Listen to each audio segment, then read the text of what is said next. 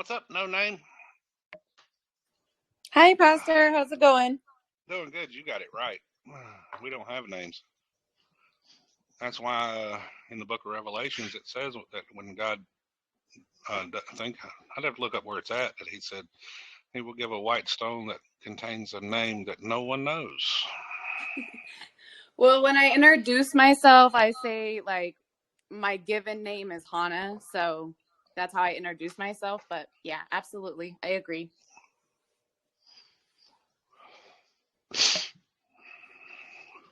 Hey, question. Since we're on here by ourselves Hmm. and I'm really, like, kind of like private, I have a Yeah. mortgage and I've been reaching out to a few people in here that I feel like maybe would be able to help me out. But I've Hmm. gotten pretty much nowhere. Do you know anything about the quitclaim deeds? I don't know it. I know enough to be dangerous. I know it's legal and it's possible. Um, do I know step by step? Not without doing some deeper research. Yeah. But I don't know that that's the answer because you never owned the mortgage to begin with. Right, absolutely. I'm in the usufruct. I've already surrendered and all of that. I've done a whole bunch of studying and dived deep into that before I even indulged into it. But I guess my question is, do you know if I'm in default, would the quitclaim deed work still if I did the usufruct stuff with it? Um, you're only in default because you're not doing your job as the general agent. What's the general agent's job? To tell the principal, hey, your person has a matter that needs to be settled. Okay. All right. Yep, So that's all I needed to know. Just who's that the clarity. principal? That was it. Yeah. I mean, now Popeye, on the other hand, he did a notice administrative process, sending them the questions to answer. He sent them 19 questions. They didn't answer it, and Mhm. right now he's got a federal lawsuit against them, and he's got the attorneys for the mortgage company backed into a corner because they're like, well, we can we make a settlement on this if you'll just pay this amount? And he said no. He said no. They can Mhm. answer my questions, or we go into trial. Yeah. See, I'm on all leaps of faith except for I have anxiety. I'm an introvert. I don't even go to the grocery store. I pick up my groceries from, ordering them online. So that's the Yeah, only thing is I'd have to but you know what anxiety is? It's doubt. um doubt, yeah. And is a Doubt. doubt a Hmm. sin? If You're you let sure your right. sin hold you back, you'll never figure out what you can achieve.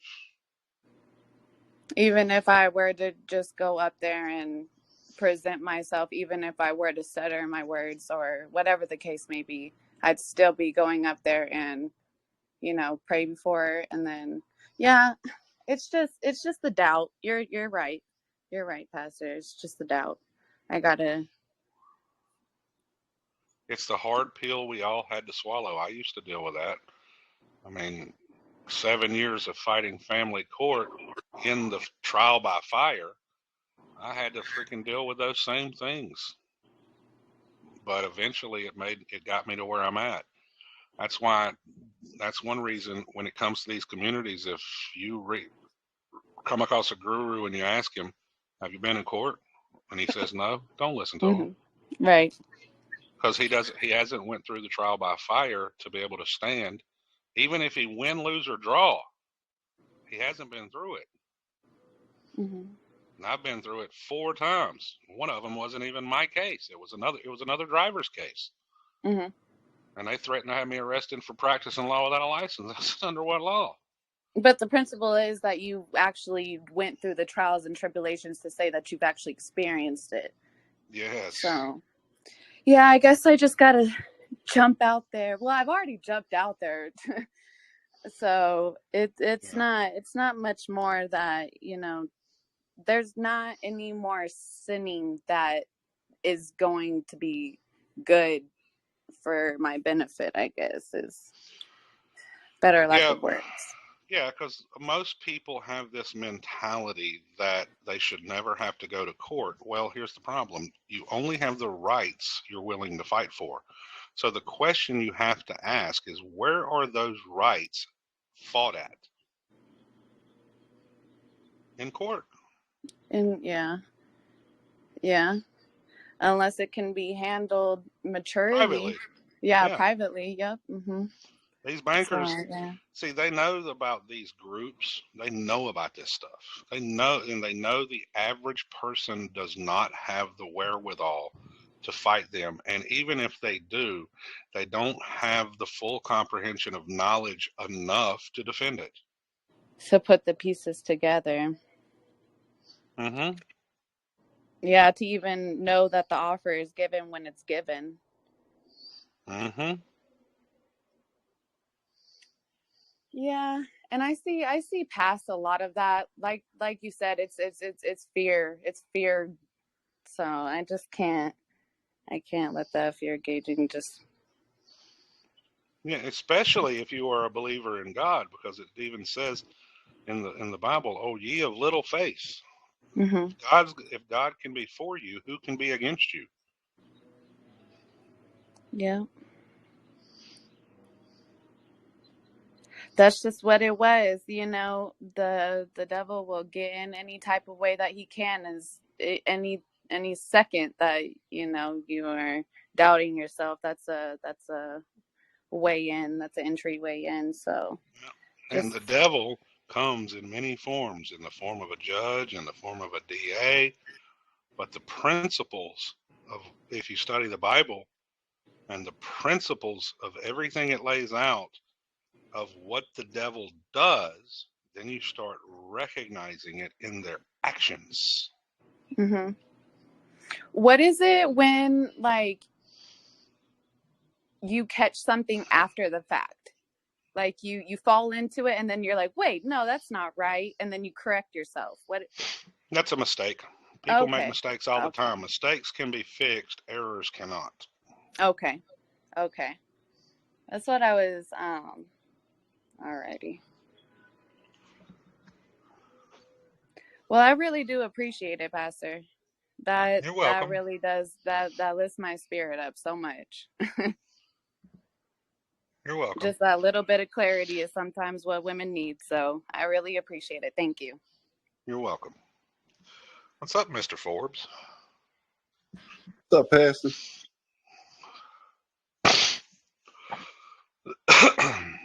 How you making out today?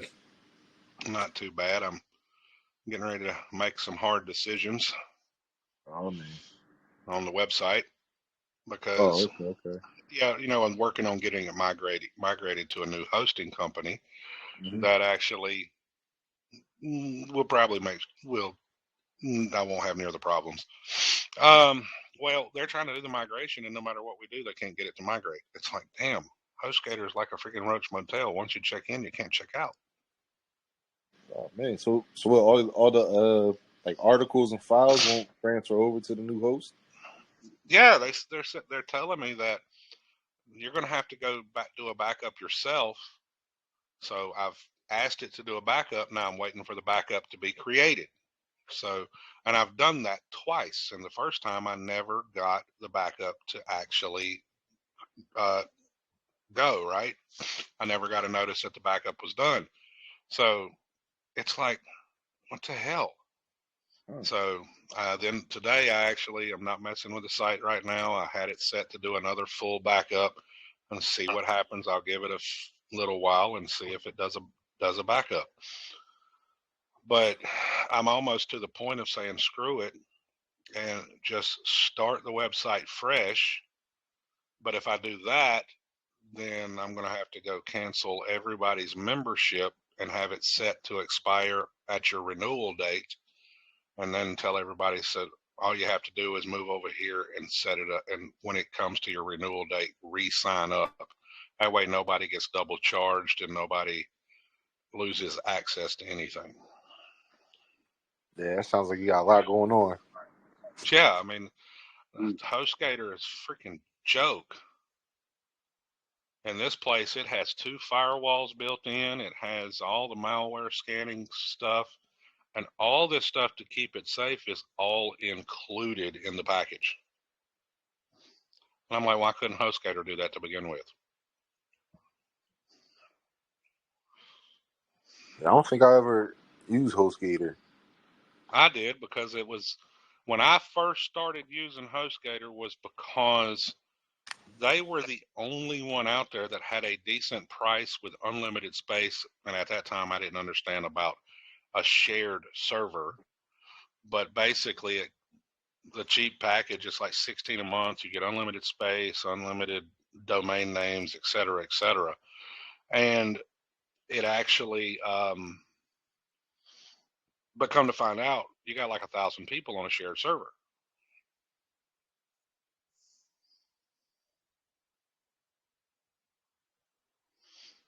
And that taxes the system too. Right, so that's like you plus other people who have websites sharing the same server. Yeah. Right. They all have their own websites, et cetera, et cetera. And then I found out about the videos. Videos being on the server taxes the system too. So I'm looking at going to Vimeo, because I didn't know this, but Vimeo, you can set up a business package to where you can upload your videos and make them private where nobody can find it, and they will only play on the website. So then I don't have to worry about hosting it on the website, and then I don't have to worry about it, people going to go download them, et cetera, et cetera. And then it'll be where people can actually sign into the membership area and be able to watch them. I mean, it's just a lot I've been going over for the last month and a half trying to get these things sorted out. And it's been driving me crazy, because if I'm too busy fighting all these problems, I can't do anything new. I can't do more things. You know what I'm saying? Yeah, and didn't you just upload a bunch of videos? Or that was on like YouTube and Rumble, right? That was YouTube, on the website. Rumble, also on the website, but I just went and Wow. deleted all the videos from the website because it was at 34 gigabytes. And HostGator has a limit when it comes to migration, Right. that you can only do 20 gigabytes. And I contacted HostGator. I said, any way to fix that? And they said, no, there is no mechanism to change it. I said, So I had to delete all the videos. That got it down to, this will tell you how many videos is up there. When I deleted all of them and removed them, it dropped the website size down to 12.5 gigs. So I had almost over 20 gigabytes of videos up there, right? And even though I got it under the 20, down to 12.5, the new hosting company said, we're trying to generate the backup so we can migrate it, and HostGator won't let us. What the hell?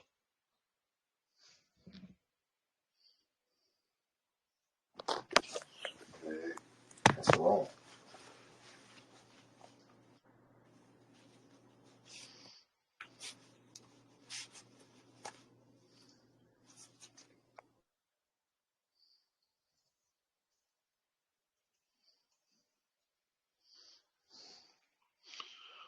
Now,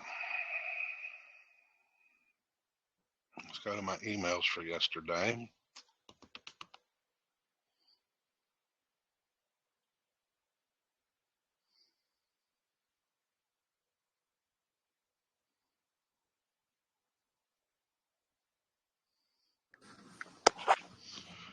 Okay, now I'm ready to share the file.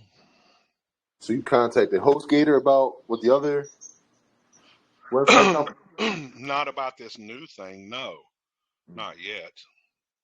I've been right now getting all the class stuff put into the files right now, and I finally got that finished. So now I'm getting ready to go get those class 11 files sent out.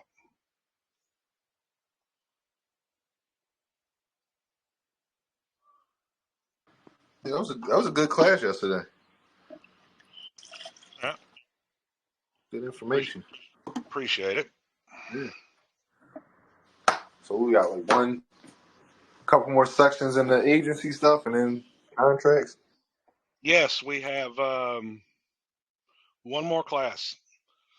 We'll start with 552, and it goes to 612.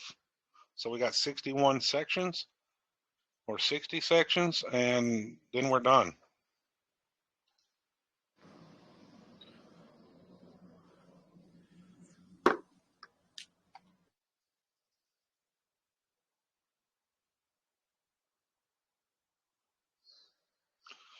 And then in October, we start the law of contracts.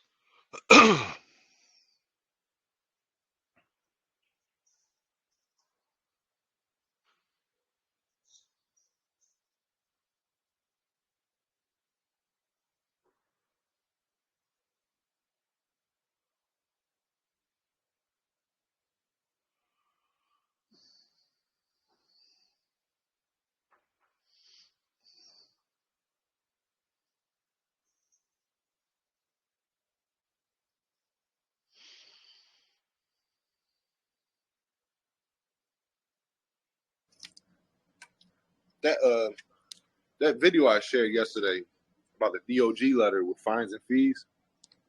Yeah. Somewhere in that video, they say something about minors and their ability to pay. And certain, I have to go back and watch. I really only watched like 1.5 times. I didn't watch it fully twice. But one of the other groups I shared it in, somebody was saying that if this applies to all minors, this really can be used to flip tables in terms of public debt. Because you know how I think we were talking yesterday about the minor accounts, Mm-hmm. and a lot of presumptions that we're all minors in their eyes or their database, whatever it is. So I'm told the guy, I was like, man, that's a really good thought. That's a really good perspective. That like went right over my head when listening to it. Because when you think of minors, you're thinking of somebody who's under 18, right? Mm-hmm. But technically, that we're all are minors unless we have gone in the record and prove otherwise. So I was like, Yep. that seems like a really good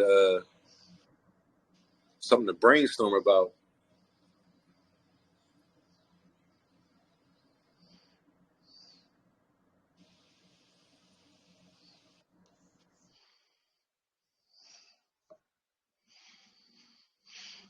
That's why so many people like the things I say, because I make it so simple to understand. Because all I'm doing is telling you how I see it, and then I show you where it's at so you can read it for yourself. Right. But so if it's in the court records, right, whatever it's the Supreme Court or the state courts, and it states that we're minors technically, right? If we can find that and prove that. Luna, stop. And then take that letter stating that minors are whatever it says. I'm going to have to reread it again. I don't want to use the wrong words, but if it's saying that minors don't have the ability to pay fines, fees, and those types of costs or whatever, I'm pretty sure that those two could be combined in a way. Well, I would change your language, because when you say Right. we are minors, you are not the minor, but that estate is. Right.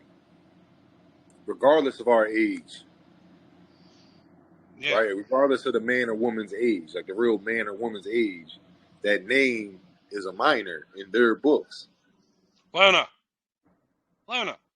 stop. Ain't nobody gonna get you. You were in this behind this glass. You are fine. She's over there growling at something.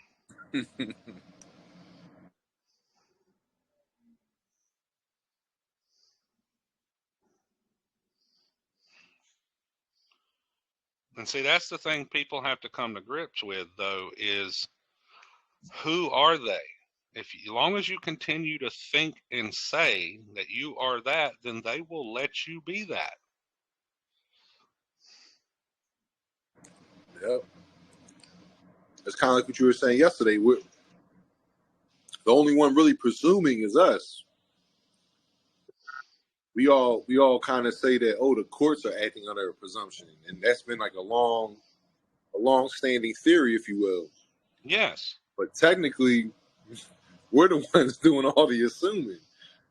Yeah, all they're doing is asking you what your beliefs are. Right. Okay, yeah, it's a presumption on your part, because how do you correct it? You tell them, no, that's not what I believe. No, I'm not this. Look at this.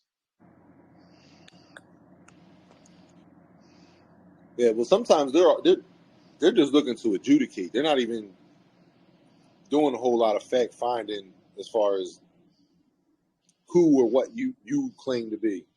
You come in as the name, and No, they're that's pretty doing much it. fact finding, but they're not doing truth finding. In other That's words, the the point. fact finding is what is the terms of the contract that everybody agrees to.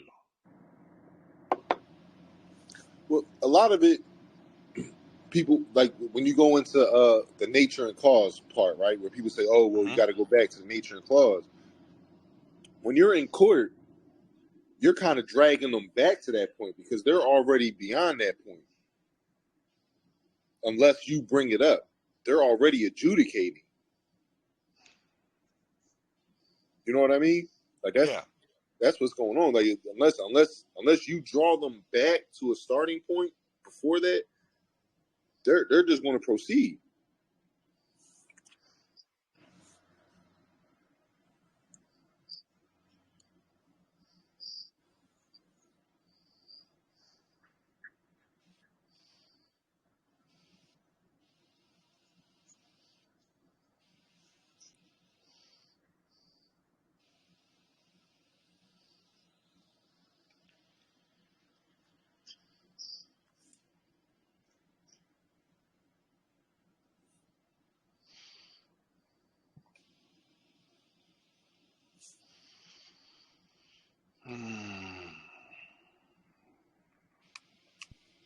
Don't stop because I popped in.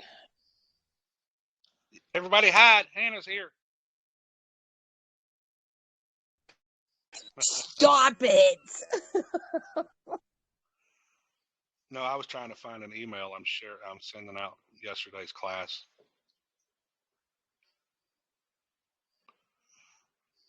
Some people, when they signed up under one email and not a Gmail compatible email. So I had to go find it. I got a Excel spreadsheet with everybody's emails on it, and one email is how did they sign up as the member, and the other email is, okay, this one's for Google Drive. You can use Proton Mail, Gmail, bunch of the other emails will work, but Hotmail and Yahoo does not work.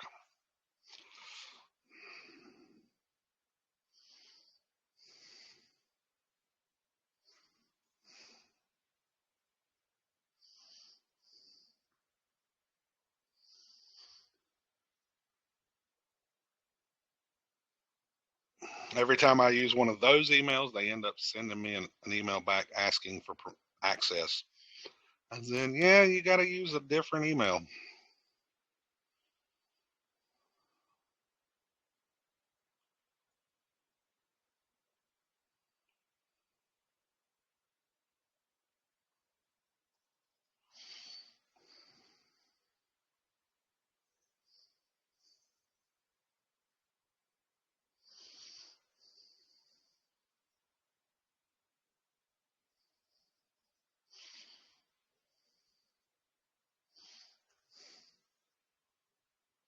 Now, here's the other thing. A lot of people saying, well, we can't find the files. Well, you're not looking in the right spot. If you go to your folder for your Google Drive account, because most people have it on their computer, when you open up Google Drive, you see Drive and you see Shared. You have to go under the Shared folder, and that's where all the classes are at.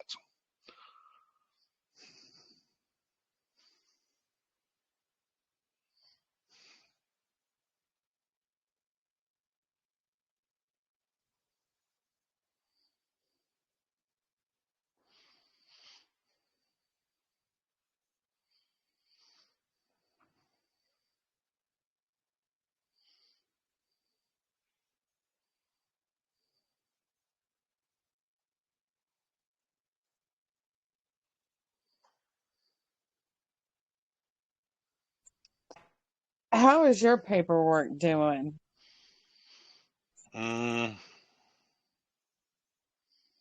What paperwork?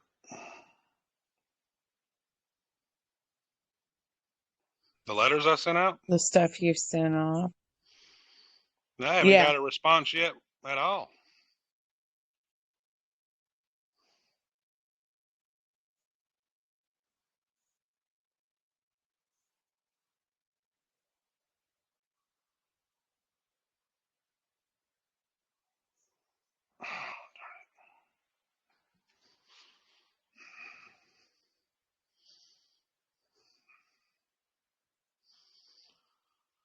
I gotta find her email.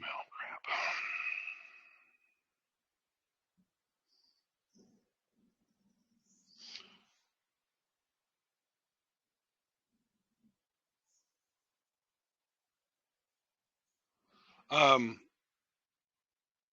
Yeah, I haven't got a response yet, which I'm perfectly fine with that.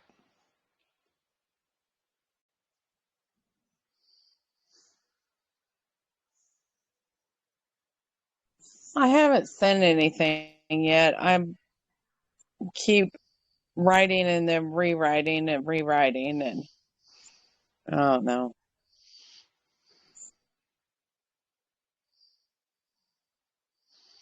Hey, legal writing takes time. It does. Think about it. You never want to rush when it comes to legal writing. You don't. You want to write it.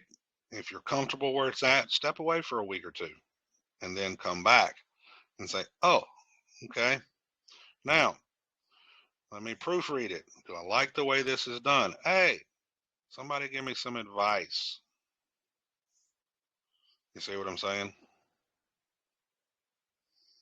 Yeah, that's kind of what I do when I write stuff anyway. All them damn 20-page, 50-page final papers I had to write.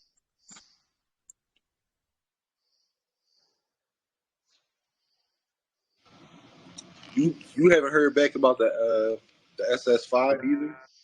No, not yet. You took that to your local branch? Yes. Okay. With a copy of the letter that I sent out. That's 14 letters. Mm-hmm. Yeah. If they don't say anything about me having to come to the office and they just send me the card and my birth certificate back, then guess what? We have a contract. We have an agreement.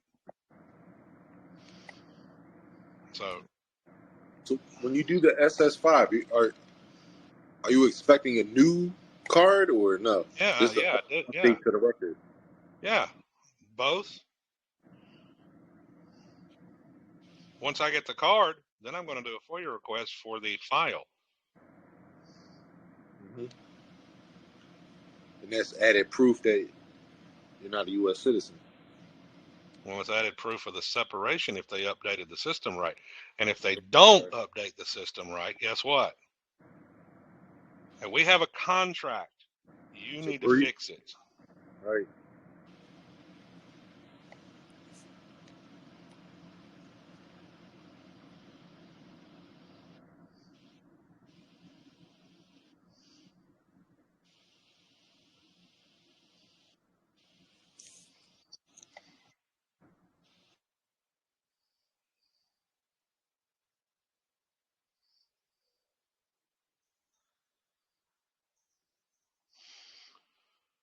Okay.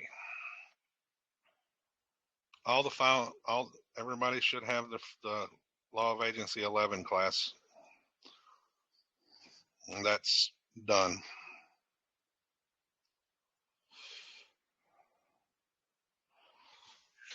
One more to go. Then we really get into some good stuff because the law of contracts is going to be fun. Because you're going to start seeing, that's going to really open your eyes to how these different things we've done are contracts.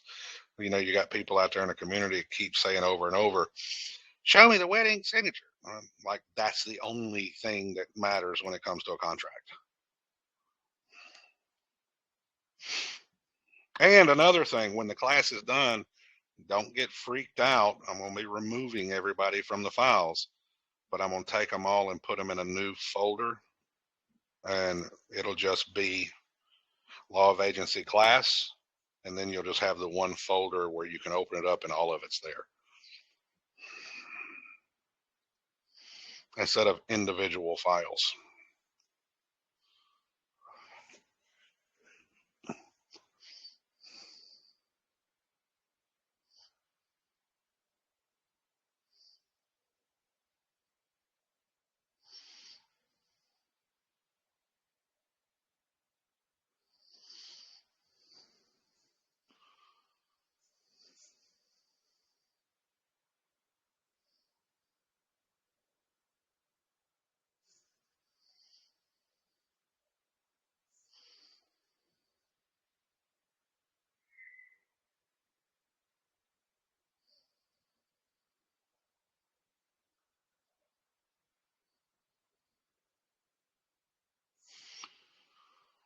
Come on, lady. You said you had questions. I started a live so you could come on here and ask. Come on.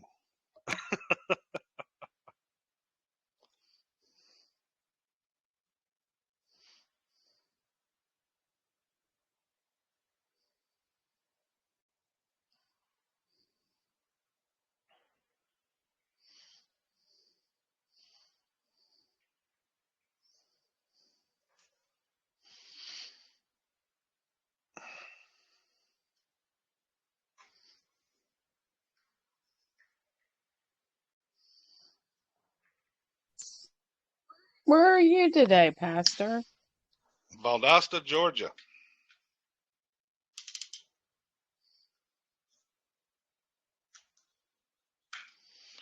I am still in Valdosta, Georgia. How long are you going to be there? Till my truck's fixed.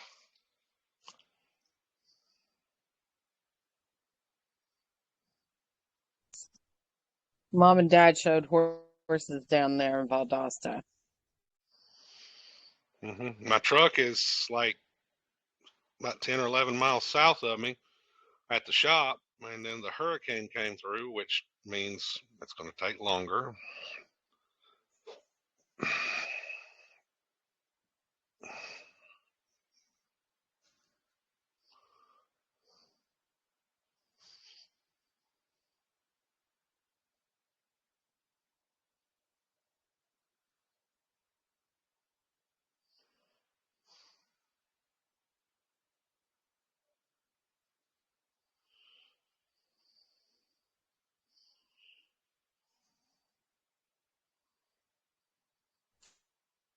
Well, I'm going to jump off, but I just thought I'd come and see what y'all were talking about, and I have nothing good to contribute.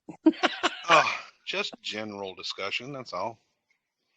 A lot of times that's what, when I come on here for the lives, it's just general discussion because many people have many questions.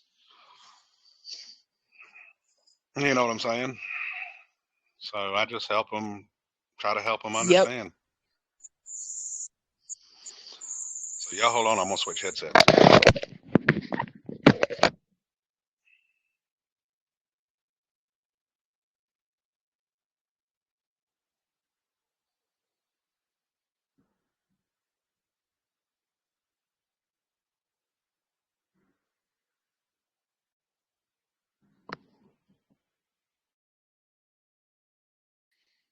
Okay, can y'all hear me? Yeah. Okay, I switched headsets to my iPad.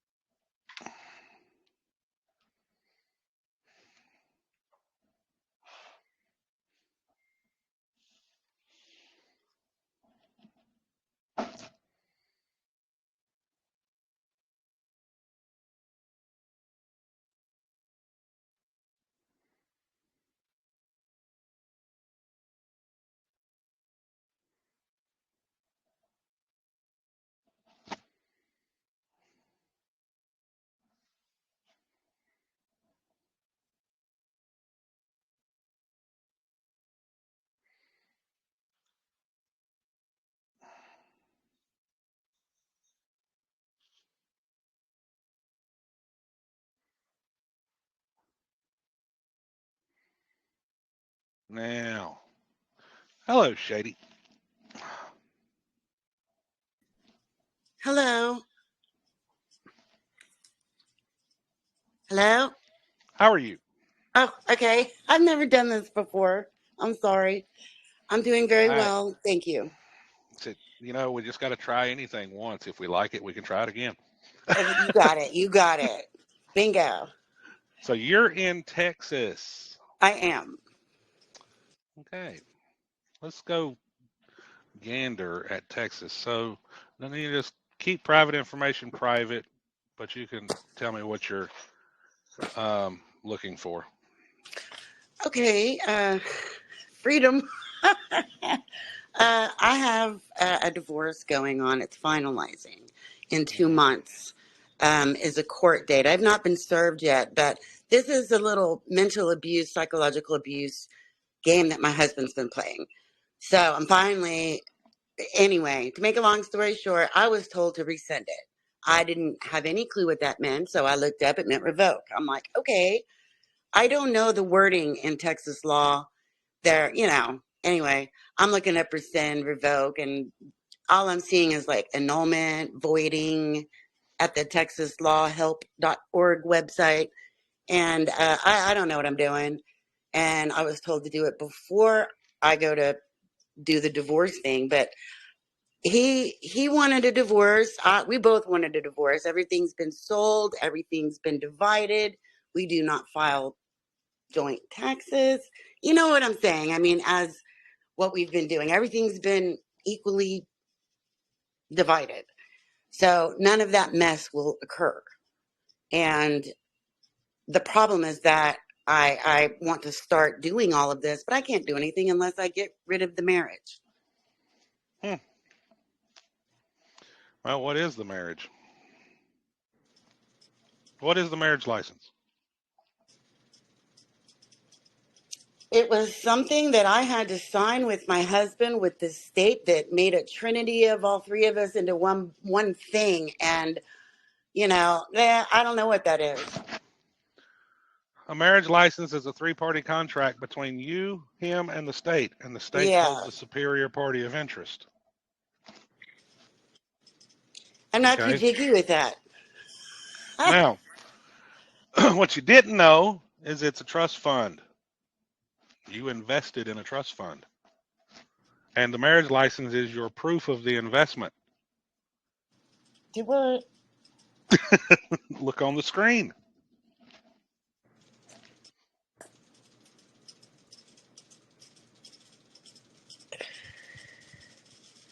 Marriage license fees for the family trust fund collected under 118.418. Oh, hell no. Oh, Dad, no. Mm-mm. Yeah, no. Let's fix this. Don't say no, because you don't know the rights involved when you are an investor. Yeah. Now you can do an in-rem action over the trust and bring in the state as a party and the undisclosed trustees. Oh my God. I'm just so dumbfounded. I'm glad I'm saving this. I'm so dumbfounded. Look, family trust fund right there. The trust fund is derived from depositing $3 of each marriage license fee as authorized under Section 118.108. And what is 118.018? The marriage license. I feel like so stupid. Oh my God. See, everybody's going in and doing divorces because they don't want you to know what's really going on. This is why the state can come into your affairs, because why? They are a party to the contract. Whose name is at the top of the marriage license? State of Texas. Uh-huh.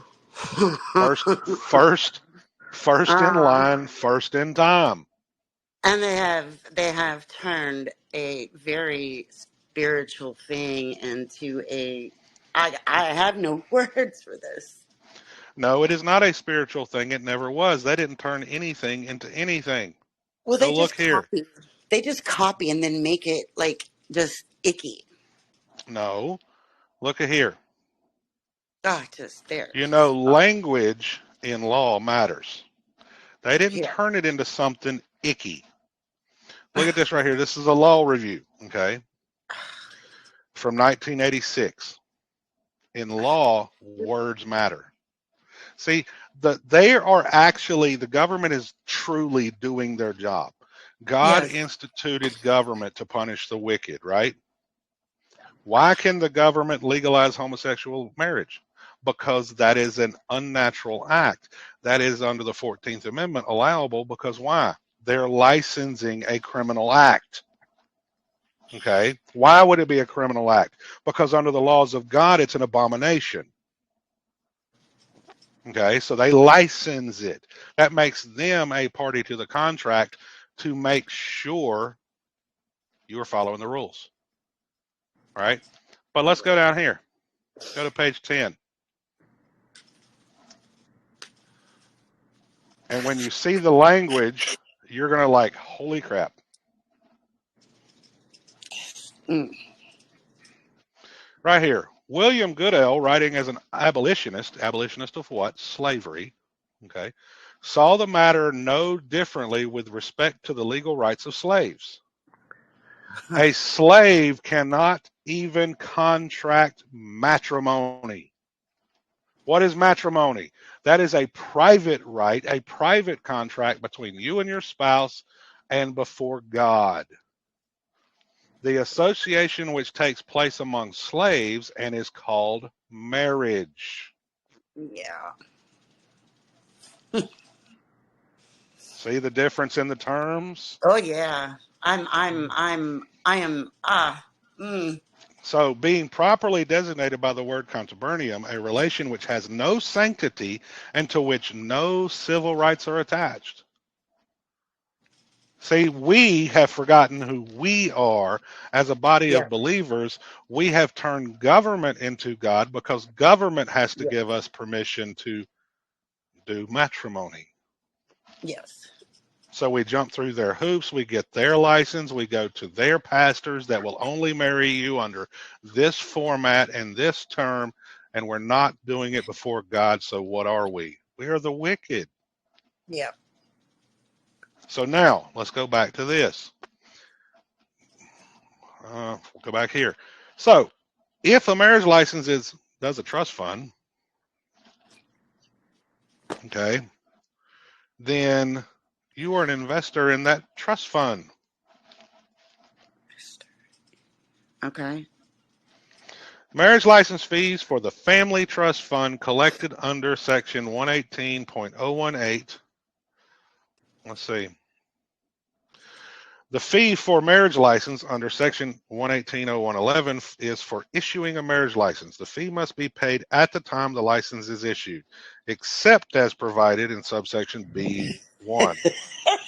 So, B, the fee includes every service relating to the issuance of a license, including preparing the application, filing health certificates, administering oaths, filing waivers and orders of the county judge, and issuing the recording of all papers, including the return of the license. The county clerk, B1, the county clerk shall issue a marriage license without collecting a marriage license fee for an applicant who completes a premarital education course under the family code. So you have to jump through their hoops to get permission to do what God ordained. You know, that's all one big comedy act. I'm just gonna give them a bunch of money because they're making me laugh. It's funny and it's not funny. And they This have is depending on the state, they actually have more than one trust fund. Most of the states I've confirmed this in, Florida, North Carolina, Illinois, New Mexico, Pennsylvania, it's typically tied to some battered women's and children's abuse fund. And look right there. Doesn't it say that right here? Mm-hmm. Yeah. So you're an investor in a trust fund, but you're not coming into the case as an investor under an in rem action. You're still asking the government for permission and saying, hey, trustees, we need to talk. Yeah. Yeah, I am.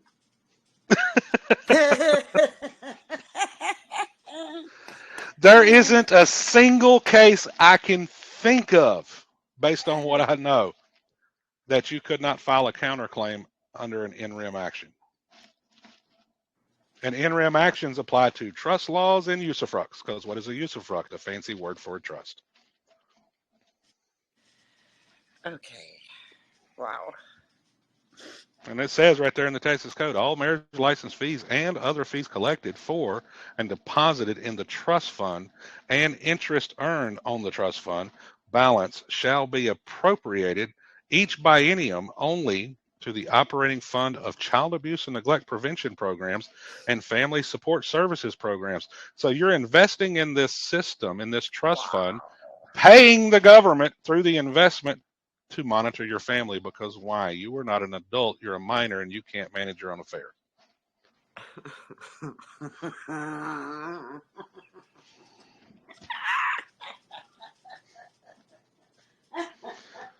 You're paying the government to be daddy. And what is, and no offense, you got a lot of people out there that say, govern me harder, daddy. Yeah. I'm not one of those people. Well, I am, but you know. You didn't know you was. I didn't know. Yeah, that you feel like you're in a coma. You feel like there's something going on here, some funny hanky panky, and I'm not quite sure what it is. And I do now. It's like just spread into everything. And they're not doing anything wrong. They're following the rules. They're following. Yeah. They are literally doing exactly what God told them to do in the Bible. They're punishing the wicked. The people just don't recognize their wickedness. Yeah, I see that. I knew the minute you talked to me, I knew I was going to blow your mind. You know, once people see it, it's like, oh, I didn't know. It's the juicy details. It's the actual, being shown. I mean, and I've seen a bunch of stuff on all this, but just not quite like this. It's not quite like this. David, Michael, I don't necessarily get into the upper lower case. I don't. You know that. Oh no, I'm letting you know how they filed the paperwork. Well, it does. Yeah, but the trust. They're filing. But the reason the surname and not my agent name. Okay. Yes. Now, because your agent name still has nothing to do with the surname. The name of a trust is a name of a trust. It don't have a first, middle, last. You can name the trust John Henry Doe. And they do that a lot in their system. How many times have you heard on the TV shows that they found a body and they don't have a license or anything and they call it John Henry Doe? Right, but so their trust name. That doesn't make that's not the case. They're putting filed by last, comma, first, middle, which is inaccurate. Well, even if it is, it's still not. I stopped thinking about it being first, middle, last, because why? A trust is just a trust. Any business has a business name. It don't if it's got Apple Incorporated, Microsoft Incorporated, they don't have a last name. It's who filed the paperwork. They recognize me as a general agent representing as such, so in the top of my paperwork has the correct name that everything's filed under, but they're changing it to their name. Yes, now. First, middle. In your case, they recognize David Michael as the general agent, but who are you the general agent of? You are the general agent of the trust, and the trust is still John Henry Doe. Correct, but John Henry Doe didn't file the paperwork. The agent did. No, the agent did on behalf of. It doesn't matter if you name the trust. It's like if the lawyer files the paperwork, it's not going to have the defendant's last, middle name there. No, it can't. No, it will. No, it will. Because the attorney comes in and he expresses his power of attorney. Because when you go hire an attorney, not when you get a public pretender, a lot of times when you hire an attorney, they give you a power of attorney to sign. So they come in, attorney will say Attorney John Henry for John Henry Doe. They're expressing agency by doing that.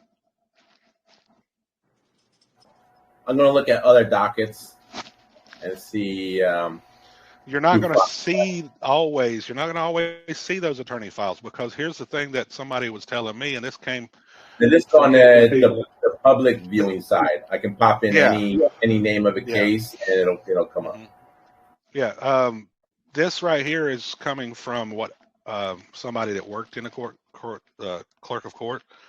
The judge typically holds the bonds on the backside in his office, and what they do is they write the name. It doesn't matter which position, the constructive trust that's created. They write the name as the debtor, because why? The trust is the debtor.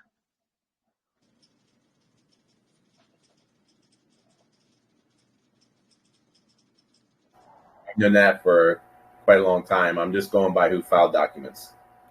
Yeah, I know that, but I'm saying we got to get away from looking at this thing that it matters if it's uppercase, lowercase, proper case. That don't matter. Actually, it does, because three clerks in Washington got fired for changing the name of the addressee. I get it, but it doesn't matter. It does matter. Once you establish the addressee, that has to remain consistent through the whole case. It's not allowed to be changed. Just like since it's an administrative thing of a private for-profit corporation, they don't keep the name of the court for, the same either. They change it to upper, lowercase, and all uppercase consistently to break up the continuation of fact. Well, I get what you're saying, but on the public side, they're never going to admit it, so it don't matter. That's why I keep stressing this. I don't care about that stuff, because why? They're not going to openly admit it to the public. It don't matter the case. What matters is, what is it? And if it's a trust, it does not have a first, middle, last. It doesn't matter if they put what you think of the last in the first name slot and move it to where they say Doe, John Henry. It don't matter. It's still, what is it? It's the name of a trust, and a trust don't have a first, middle, last. You can go create a trust right now. Does it have a first, middle, last? No, it has a name of a trust. But you could put the trust at any old kind of name. You could say John Wayne Doe and Doe John Wayne. I guess that would be because it's a private organization. Yeah. Yep. Well, I know all that stuff, obviously. Yeah, I know. Yeah.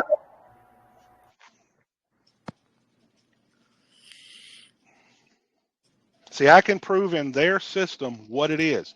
And if that's what it is, how they write the name, I don't care. Yeah, I was just looking at something today where it says in the, I think it was the Texas Administrative Code, where they could put a lien on the debtor. Okay, obviously they can't put a lien on a man, so they have to be putting a lien on a thing. Now they'll say the debt or whatever, but they actually, I was just looking at that today, that there's a lien on property, but it couldn't be the person, the man, because how could you put a lien on the man? And you also got to look at it. If they are the owner of the trust, can the owner write the name any which way they want? Yes, they can. Yeah, I think they like to be running around on that name thing, because they already said it in so many court cases. I don't care what your name is, really. Not who it was filed by. It was filed by the agent, not the name itself. But if you go by the rules of agency, David, you still are not the name. You are, look under UCC, the signature. They even told you in the UCC who you're signing for, the organization. The organization isn't yours. You're just the agent. The agent says, oh, let's say I need to let the principal know their person has a matter that needs to be settled. And when you go sign the document, you're signing the name of the trust. It doesn't matter which direction you write the name. It's still their trust.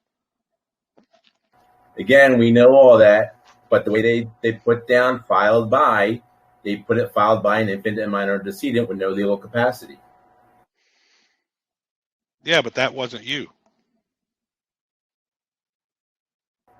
Well, they're claiming it's me just by having it under the filed by slot. Then you need to question, how did he make a legal determination that you are an infant and that you are incapable of handling your own affairs? Because now he put the presumption out there, and are you going to stand by it and say, hey, how did you become to that legal determination, sir? Because you got a lawyer.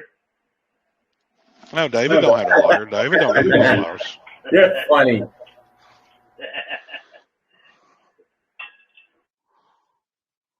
I already have all the charges and the total penal sum sitting here printed out on bond paper to throw in their monkey works.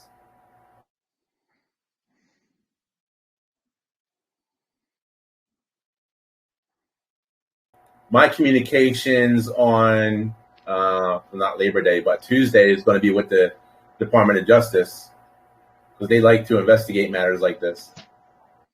Yeah.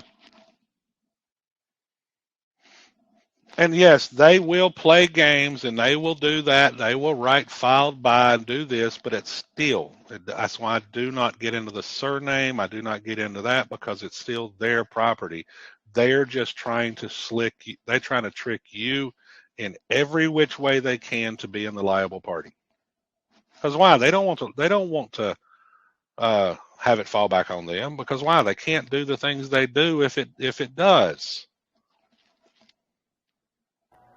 My old mentor that first taught me more stuff about the name game, like 8 years ago, whatever.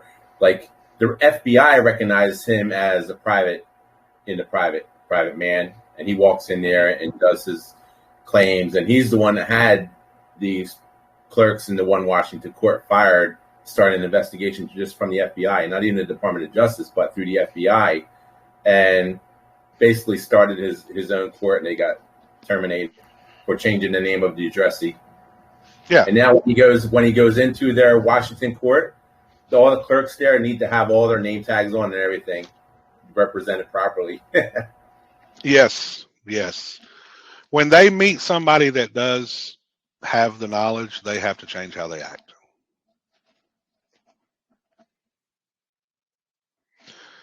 What's up, Sky Michael? I see you there creeping.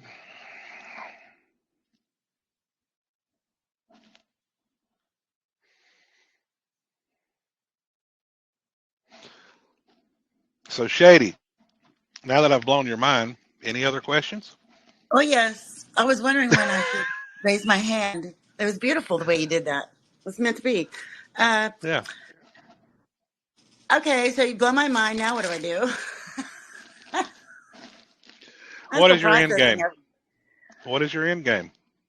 My end game is to get out of Babylon, so to speak. Yeah. Well, first you got to realize you are already out of Babylon. You've been free all this time, because why? That goes right back to what me and David was talking about. Part of the problem with the people is you don't know you've been free all this time, because you've been saying that's your name. Well, if it's not yours, then why do you keep saying it is?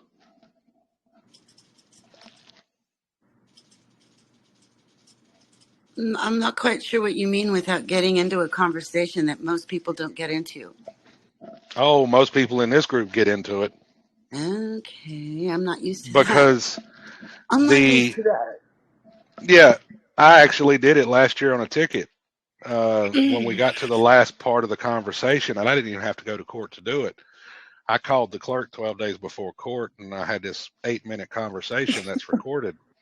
And when she got to the point of the name, she said, well, is this your name? And I said, ma'am, that name is owned by the United States. They're the secured party in this matter, and I'm just the general agent for that estate. And I must notify the principal of anything that affects their interest. And she says, can you hold a minute? Yes, ma'am. She come back about 3 minutes later, says, oh, that matter's been sealed and dismissed.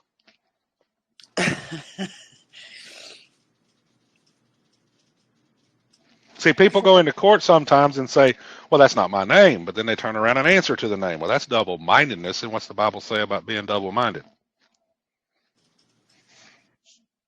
Yeah. Okay.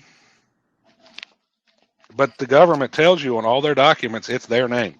Look on the back of the social. They say it's theirs. Call Vital Records. They'll tell you they own that birth record. Okay, if you own that, that's theirs. Go look on the driver's license. Whose name is at the top? State of Texas. That is. So they can write the name any way they want. They just try to trick us into taking liability. So do I write a letter, or I'm quite not sure what to do here. Well, you can always appeal the divorce decision and do a counterclaim because of new evidence, and do it as an in rem action under a trust action. Because why? You're an investor in the trust fund, and an investor has certain rights. Now you'll have to look up what those rights are. Okay.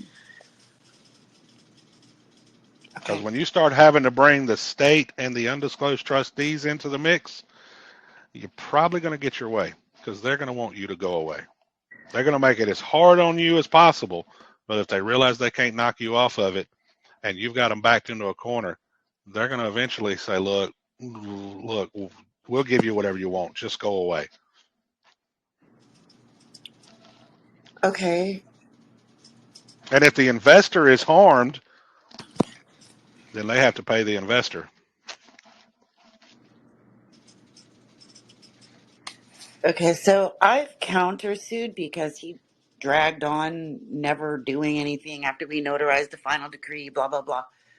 And then I got lost and I didn't know what to do next after, I guess I was supposed to do a court date, but I'm acting as my own attorney at this point because of him lollygagging for a year and a half and promising me he was doing this and would never do it. It was a form of abuse. So this is going to help me get out of this. So is there a template or something I can, like a guideline, or am I just winging this on my own? Do I pay someone to kind of give me a little nibbles here and there? What am I doing? Learning. You need to learn the rules to the game. Because one, if that name isn't yours, what is your position to that name? Because the name is the trust, okay? Well, what's your position? You're not the grantor. You're not the trustees. You're not the beneficiary. That's what B and David was talking about. You're the general agent. What's the duties of an agent? Well, you're going to have to learn something about law of agency. You're also going to have to learn things about law of contracts. And you've also got to look at, you might want to learn some things on trust law, since there was a trust fund. What's required when it comes to the trustee's job, and what's required of the investors, what rights do investors have? So, you're not going to want to wing it, and you don't act as your own attorney, because God said the law is written on your heart. How can you act if it's written on your heart? Okay. Our words get us in trouble. I love that.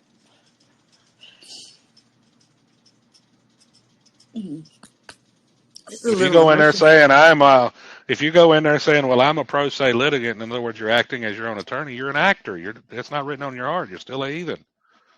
Okay. A pro se is nothing but a freaking green card they give you to operate, a temporary green card to play attorney. Well, attorneys, they act. That's why they call it practice. They say practice.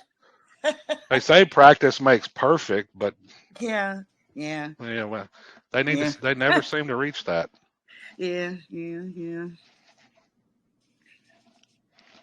they got a continuous practice, and that's the doctors and the lawyers. Isn't that strange? Those are the only two that have a practice. Yeah. And the average lifespan of a doctor is 58 years old, and that's because they practice. Why would I want to listen to someone that's not an expert and all they do is practice? Okay, so he's going to be serving me, I'm pretty sure. I rejected a certified letter because I just thought it was hilarious because this whole game I was just confused about everything. Anyway, I'm pretty sure he's going to have to do a process server. So we're there. I'm at that point. Okay. What's he serving you for? What's he trying to do? I thought you had. Divorce. I thought you already had a final decree. Yeah, and it was Okay. notarized. Okay, you got a final decree from the judge. That means you have a legally binding contract. What's he trying to do? Change the contract? I'm not following you. What is a judicial decree? It's a contract. In other words, the judge came in and said, "Hey, you two can't act like adults and sort your own problems out. So I'm here to play mediator, and I will sort everything else. I will issue an order." In other words, what are the terms of the contracts that y'all two will agree to? And then he writes an order. That tells the world there's a contract in place, and here is what the parties agreed to.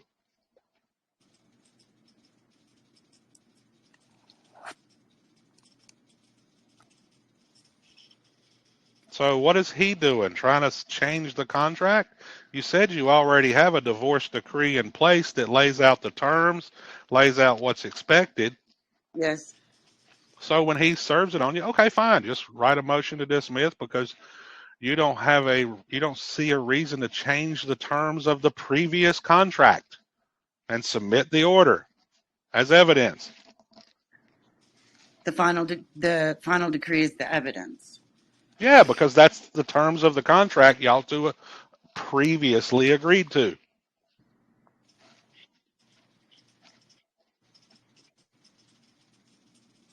This is why that at civil procedure it says that the judge has to reduce the order to writing. Why? Because the order is just a settlement to a contract.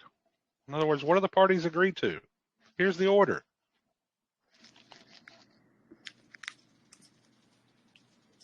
So I would go on the e-file thing and do a motion to dismiss and submit the final decree as evidence.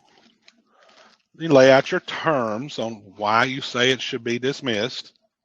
Okay. And you say, I file a motion to dismiss because we have a contract already in place, see Exhibit A, and in this contract issued by this court, I see no reason to modify the terms of this contract. Not at this time. And then we'll be divorced in the system. All three of us are divorced from each other. Or I am divorced from the Trinity. Yeah. Will I okay. How do I prove this? Like if once I start. How do you prove what? That you're divorced or that you have a contract? Yeah, see, I'm still thinking from a stuck state here. So I'm trying to move over to where you are. So I'm not quite sure where I'm standing right now. I'm like seeing all these little things going on, and I'm a little confused because I want to say, out of habit, I want to say, with the Social Security, and I want to open up an irrevocable trust. I have guided to do that, and I think that's a very wise thing for me to do. But I have to do this step with the sending the final decree, laying out my terms, all that kind of stuff. And well, then your final hold on. I want to change my name. You don't have to change anything. Oh, okay. You can, that name that is there is attached to the Social Security card. It's not yours. Read the back of the card.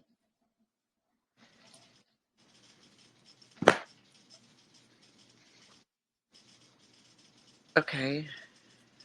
Doesn't it say on the back of the card, this card is property of the Social Security Administration and must be returned if we request it? Yes.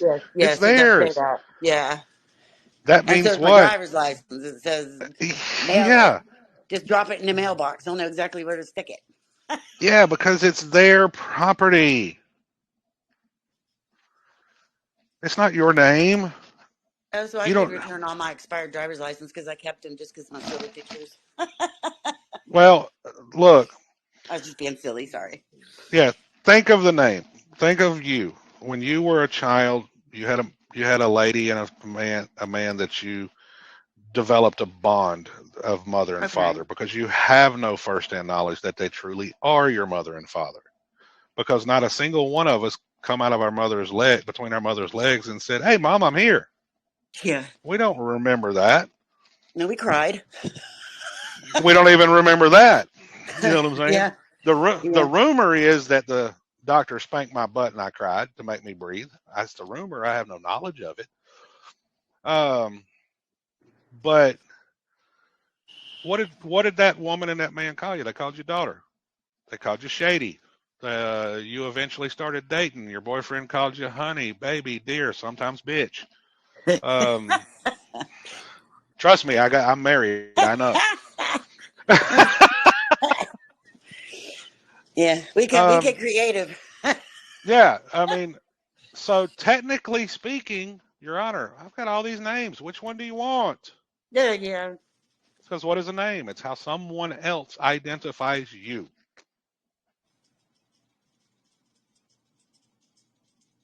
Now, I wouldn't necessarily go into court and say that because now you've opened up yourself up to all kinds of names. Then they can actually identify you how they want. But the point I'm getting at is you have the right to say who you are. You're not Jane Henry Doe. And plus, your family name is private. Why would you bring your family name that you don't own? Because you haven't went to your whole family and say, "Hey, can I use the family name?" So you're just Jane Marie. I mean, that's your given name. If you decide to declare that's your name, like David Michael, he's got the judge recognizing him as David Michael. Michael is not the last name. That's David Michael is his given name, the Christian name. That's who you declare yourself to be.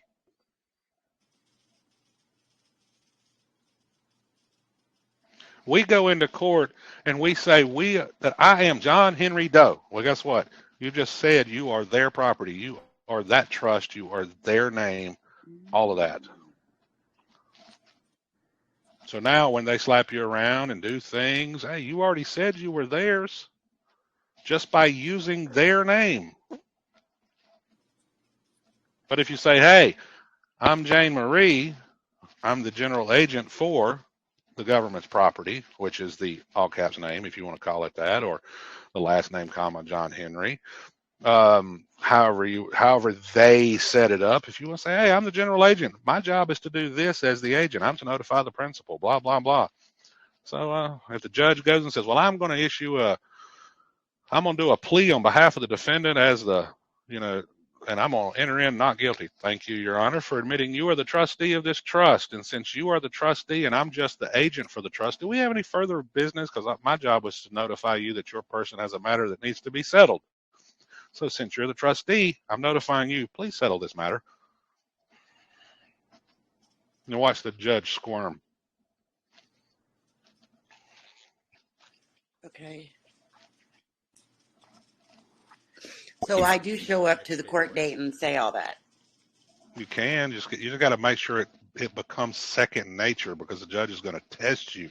Look, David Michael, he can tell you the judge has definitely been putting him through the test.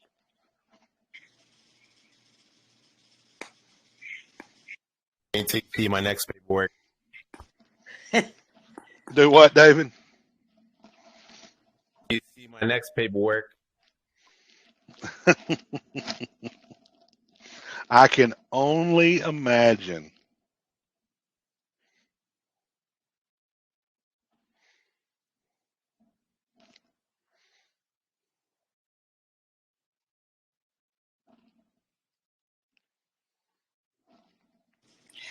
Pastor, with the simplicity that you are saying it at, it doesn't seem like there should be that much paperwork. Is it? Should it be now? I mean, 90% of your case is paperwork. 10% is how you speak. But The most important part is the 10%, because it's your language that may or may not betray you. Yeah. That's the hard part. Yes, that's why I tell people, why do you think, Al, I get on to people? And I'm not being mean when I do it, because I correct you on your language, because if you get used to doing it here, when you're under fire in front of that black robe judge, then you can do it. If you don't get used to doing it all the time, when you need it, and it's just like, what does a sniper do? A sniper will sit there and train and train and train, so it's second nature when he needs it. See, martial artists, same thing. Yeah, when I was trying to do it, but she got me when she said, Mr. Johnson, you know, you've been trained to answer at Mr. Johnson. But I did say, I mean, like I always said, but I had already lost. She was playing, she was just toying with me like the cat that already killed the rat. You know, just, you know, I'm almost dead right before I signed the paper. She just toying with, well, Mr. Johnson, what do you do for a living? Like, at that point I was already PO'd, but yeah, if you would have stopped her in her track and said, wait a minute, who's Mr. Johnson? Right. See, that's the training. Who are you talking to? Need. Yeah. That's the training that we need. And Jesse does that really good. He's figured out the agency part. So, you know, I think that he's finally coming around. I will tell you, it's been a long battle. And he had one lady, the lady I've been talking to, talked to him privately and said, look, you really do need to listen to Pastor and quit giving him such a hard time. Right. I mean, because I listen at you both, because I like I like his trust documents, you know, that he has. He has some good stuff. But I kept saying, where do you get the authority to claim that name that you're claiming? I could never see it. And trust me, I'm all about the name too, but it's really not your name. Just like them license plates on your car. I keep telling my kids, they're like, well, that's my car. I say, well, why you got somebody else's plates on it then?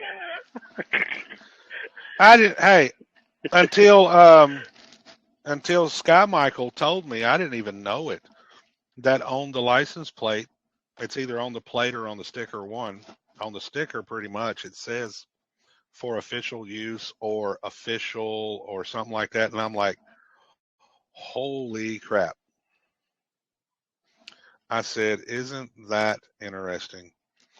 I did not. I said, they're sitting there telling you it's their property. They tell you right in front of you. What's that code? I guess it's a code where it says that you are an employee of the such and such. I think it's 30. I'm not up on my codes, but it says that you are if employee means citizen of the United States or United States citizen. And on every application, definitely that driver's application, you put down that you're a United States citizen, saying that you are the trust. But no, you don't. When you fill out the W-4 or the W-9, what do you put on there? You put the name and you put the social. You're putting the name of the trust on there. It is a U.S. citizen. That document is not you. See, that's that hard part. That's the hard part, because they even put the picture on there right next to you. But that picture is the agent. That's the picture of the agent. That's not the person. I got to get that. It's hard. I know they keep telling you they own it, but we've been so conditioned to say that's my name that it's hard to wrap your head around it. I've had people tell me all the time, but my mom gave it to me. Well, Jesus said, what? If you love mother and father more than me, that you will not in no wise see the kingdom of heaven. So what is everybody doing? They're loving mother and father more than them. They're sitting there saying, well, mom give it to you. Well, how do you have firsthand knowledge she's your mom? That's good. That's good right there, man. That kind of hurts, but yeah, you're right. That's my mother. What are you talking about? Don't get me wrong. The lady that I've known all my life as my mother, yeah, I love her. I call her my mom. But ultimately, when it comes to the fiction world, the legal system, do I have firsthand knowledge of coming out of her vagina and saying, hey, lady, I'm here. Hey, mom, No, none of us do. But me and Popeye got into this a while ago about circumstantial evidence. They do, if you got enough circumstantial evidence, but then you got the solid evidence that says, the direct evidence that says it is their name. Because so both ways, I can see it both ways. I'm almost there. I'm almost there. My problem is I got to get my son, because they basically put fake charges on him of doing something.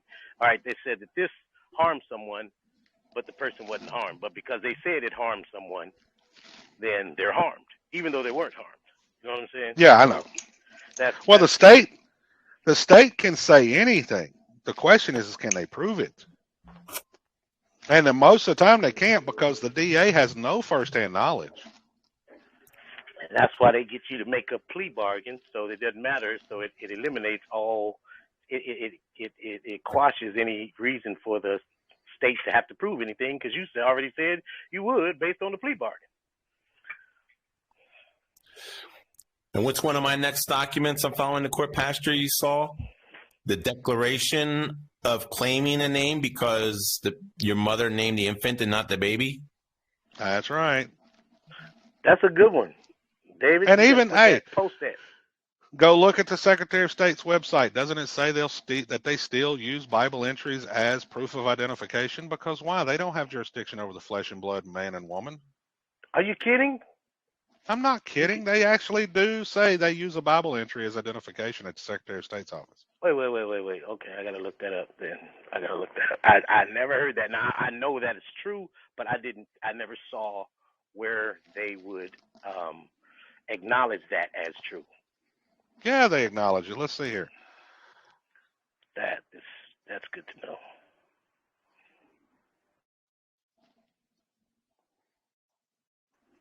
And is that a Secretary of State of the United States, or Secretary of the State of whatever state you in, or the state I'm in? You know, because I've seen the judges say, "Well, I don't have to adhere to that." You know.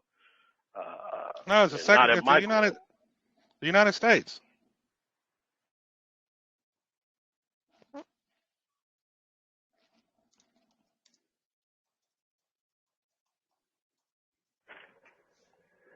But does it have to be King James Bible? You know how they are. I didn't say King James Bible. I said a Bible entry. And you get that Bible put on the record. That's your family Bible. Oh, just give them a picture of it. That is clean. Because I always knew that. I knew the 2 and 3 witnesses with a notary. I mean, I got all the stats. What I've been trying to do is have the law that associates with the facts. Because when you go in there, you got to prove facts and law. Correct? Yes, fact and law. Even though they don't have law, they got statute. Well, the reason they are a fact finder, it's not a truth finder. Okay? The facts are the contract. The facts are what the parties agree to by the end of the case.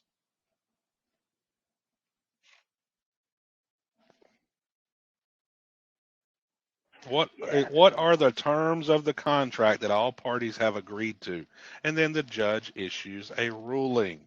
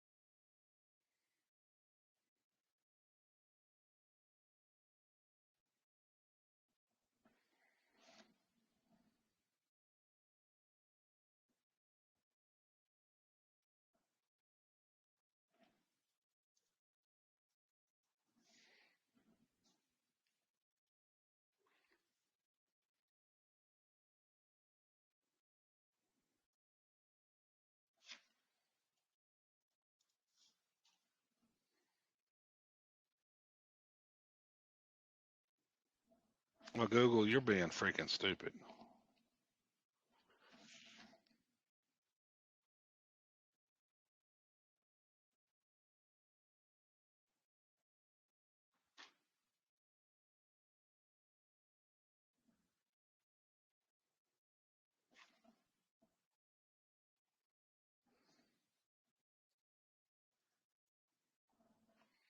Yeah, it's right on the DS11. Look at this.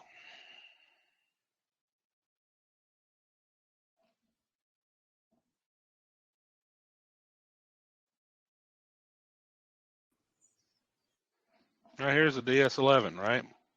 Application for U.S. passport. That's for the passport, right? There you go, right? Okay. Yeah. What does it say? Secondary documents may be submitted if the U.S. birth certificate was filed more than 1 year after your birth, which is possible. Wow. And what does it say right there? Early census, school, medical, or family Bible records. Dang, I guess they do play by the rules. You just got to find the rules. Duh. But they hide them rules, and they say truth is hidden by a myriad of lies or in a bunch of statutes. What have I said? Truth will always stand on its own, but it never stands alone. It's always surrounded by lies. Yes, and you know, we was Bible class, whatever. I went to Sunday school. The guy was talking about that. It was so funny. He was talking about how Satan was doing all the, you know, he said one truth, but it was a lie too. He said, well, you will not surely die. He just didn't put in yet. That's the funniest line to me. You will not die. Yes. If he would have did that, he would have told the truth. If he would have just said that, could have gave him some credence. But also, I guarantee you, I can't guarantee you, but if Adam would have saw Eve drop dead as soon as she bit that apple, I think the whole world would be changed. You know what I'm saying?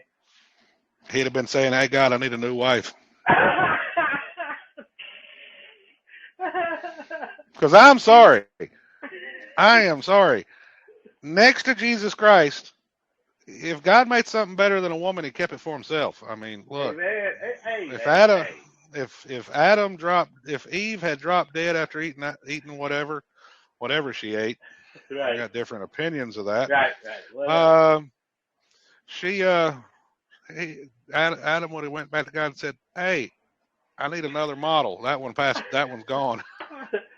Right. Because she was so good that he ate the apple. He baked the fruit right after she did. All right, baby, whatever you say. I like the way Chuck Missler said it. Because technically, if you take the Bible at its word, Adam didn't sin. Eve did, right? But Adam loved Eve so much that he chose to go with her and basically go through it with her. And I was like, wow. Yeah, he probably said, oh, babe, oh, just give me some too. We about to go. Come on, let's hide over here. So how you doing, Ovo? What about Adam's first woman? Oh, hey man, what's up? I don't think there was a first woman. I think that's a bunch of misinformation and lies. I think Eve was the first woman. Possibly. Hey man, what's up? How you doing? This is OVO God. Yeah. So yeah, I'm definitely listening. I was gonna get something to eat. I will still be listening, but if I don't like respond immediately, then that's probably why. Oh, you're fine. That's why I left, because you will catch me eating sometimes. I'm a truck driver. Oh, okay, cool. So I understand that you say you've helped people, but you have really not helped on the debt. What do you mean? Like as far as like getting stuff like discharge, or just stuff off their credit report? You may have helped them get it off the credit report. Even if somebody does a discharge process, they didn't get rid of the debt because they're going to third parties. They're not going to the trustees that are the only ones that have the power to set off the debt. That makes sense. I mean, all I was saying was I help people fix their credit for free. I really didn't do that though. I mean, I taught people in my Telegram chat though. I did lay out the groundwork for people to do that. And the reason why I started my Telegram is because I couldn't help all of these people. So I say, you know what? I can help you all at once just by, posting the groundwork, the method, and the way to do it right here, so you guys can learn and do it yourself. There's nothing missing. Everything's connected. You just have to follow all of the steps, and I at least did that. Yeah, I mean, correcting the credit report's easy. My buddy Mark in Minnesota, he wrote a freaking letter and said, "Hey, you're violating my right to privacy. So you need to fix it." And I don't have the exact verbiage, but that's what he based it on. He didn't send it to the local agent at the office, the mailing address they tell you to send it to. He sent it to the CEO of Experian, those credit reporting companies, and he did an administrative process on him. And when that company found out he was serious and was going to take him to court for violations of his privacy, they took everything off his credit report. Yeah, they know. The CEOs, I say that too. I also said that you guys can contact these CFOs and the CEOs because, like, if you just want to bypass everything else, if you know how to articulate yourself to them and then you back it up with law, they know what's going on. They're eating off of it, so of course they know. Hey, so look. I tell people in my group, you need to start thinking of your life like a business. Everybody's getting paid but you. Yeah, literally. So they're out there putting all this information out, and people are buying the information from them. Say, hey, okay, you want to violate my privacy? That's fine. Since you did violate my privacy, we can handle this one of two ways. You can either clear the record, or if you decide to continue to use it, here's my fee. I'll be more than happy to let you continue to make money, but not without my consent. And that's at the credit bureaus you're talking about? All of them. Any of them. All of them. Every all of them. I mean, the terms of service with Facebook doesn't allow you to negotiate. So that means what? You can argue constructive fraud because you have no valid means to actually dispute any part of the contract. So what do? You send it to them in writing. Say, hey, look, being your contract really has constructive fraud built into it because you don't give me the right to dispute any part of the contract. You just say, hey, don't use it, right? Which means that's a violation of certain Supreme Court cases that says social media has now become the town square. That means you have a right to go to the town square and have discussions, right? So if you have all these rights and they're making money off your information, but you say, okay, look, I have no problem. You want to make money? Look, I'm all for commerce, freedom of commerce. But hey, you need to pay me for what's mine. I'll be back.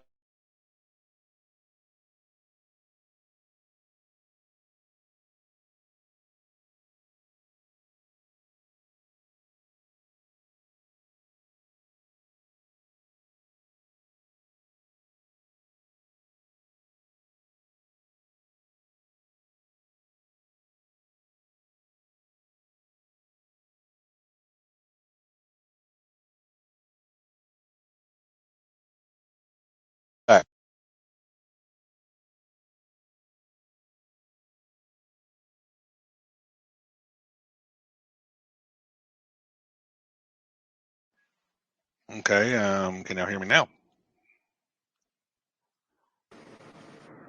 I can hear you. Yeah, we can hear you now. Yeah, I come back on and I'm sitting there. Why is my headset beeping? Oh, I must have accidentally hit the mute button. My wife called. She had something to tell me right quick.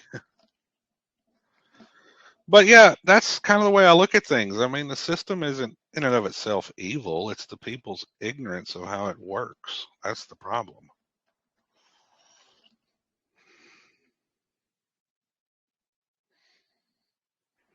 Yeah, but when you try and ask them, then they say you need to get a competent attorney who then throws you under the bus. Yeah, but hey, can't you do the? Can't you turn it on them and say the same thing? What do you mean? Well, I mean, if you write an affidavit or you write a document and you submit it to the court and they don't understand it, said, well, maybe you need to get an attorney. Ooh, yeah, but that's when. But you know they got the guns. They got the guns. That's what they Yeah, but had they on can. me. They Yeah, put but 5 Al. of those guys in there on me. 5 of them, man. And I was laughing because I So was like, I was laughing. What? You know, intimidation is a factor in life. You know. fear the one that said, do not fear Yes. the one that can kill the body. Only fear the one that can kill the body and the soul. Amen. Amen. Hey, you know, I'm with you, but you know, I'm sure Daniel was still scared before he went inside the lion's den. No, I don't think he was, because if he had fear, guess what? The lion would have probably killed him. No, I still think he was shaking. He went in there, but he was like, okay, Lord, well, I'm ready to go. I think he was just ready to go. I don't think he did, because why? Fear is a sin. And if he had sin in his heart, he probably wouldn't have been successful. I'm trying to get to that point, and it's not, I have, you know, the hardest part is somebody said, I'm gonna kill somebody in your family if you don't do something. You know what I'm saying? That's the tough part. You know, if they Yeah. say they're gonna chop off my head, I'm good. Okay, let's go. But if they said I'm gonna cut off your son's wife's head, you know. And he that loves father and mother more than me will by no wise see the kingdom of heaven. Yeah, I'm with you. Who is your God? Because that's who you fear. Yeah. If you fear man, then that's your God. Yeah. You kind of preaching to the choir because I was asleep while you was preaching.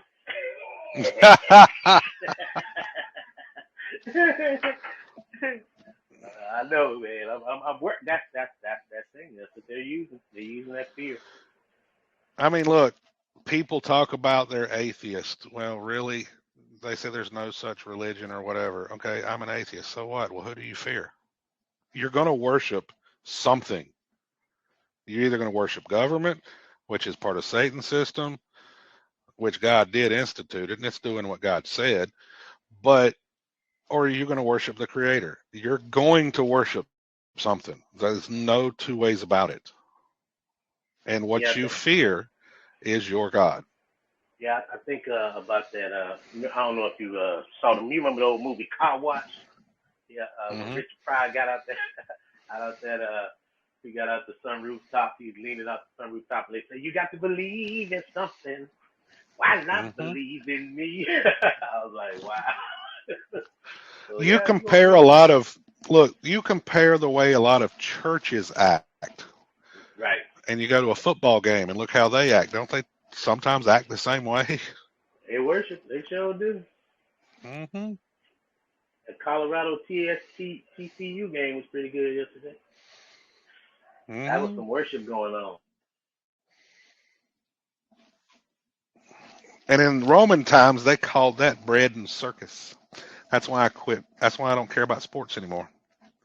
I got tired of partaking in the bread and circus. You're absolutely right. You're absolutely right. Because they would just, bread and circus. Look, They would give them. I was dedicated race fan. I would sit out on Friday, listen to the qualifying. By the end of qualifying, I had the starting lineup. I already knew before it was even put in the paper. On Sunday, I sat down and watched the race. By the end of the race, I already had the finishing order. And on Monday morning, I sat down and figured out driver points, rookie points, and owner points. Did it all myself. That's how dedicated I was to NASCAR. And then when I learned about, certain events back in 2001 that I won't talk about, how it was staged, I said, all that stuff don't matter no more. I got kids that live in this world, and I had to come to the realization that this world's in bad shape. There's evil people in control. And eventually I got into studying the stuff I study, because then I started figuring out really the evil is in our own hearts. We're the problem, because why? We're pointing the finger at government, but it's doing what God said. It's punishing the wicked. We just don't recognize it because we don't know how the system works. I mean, you only have the rights you're willing to fight for. If you don't even know what those rights are, how are you going to defend them? Then you got a Second Amendment, which means you have the right to defend yourself. But see, they got everybody brainwashed. That's all about guns. No, it's not.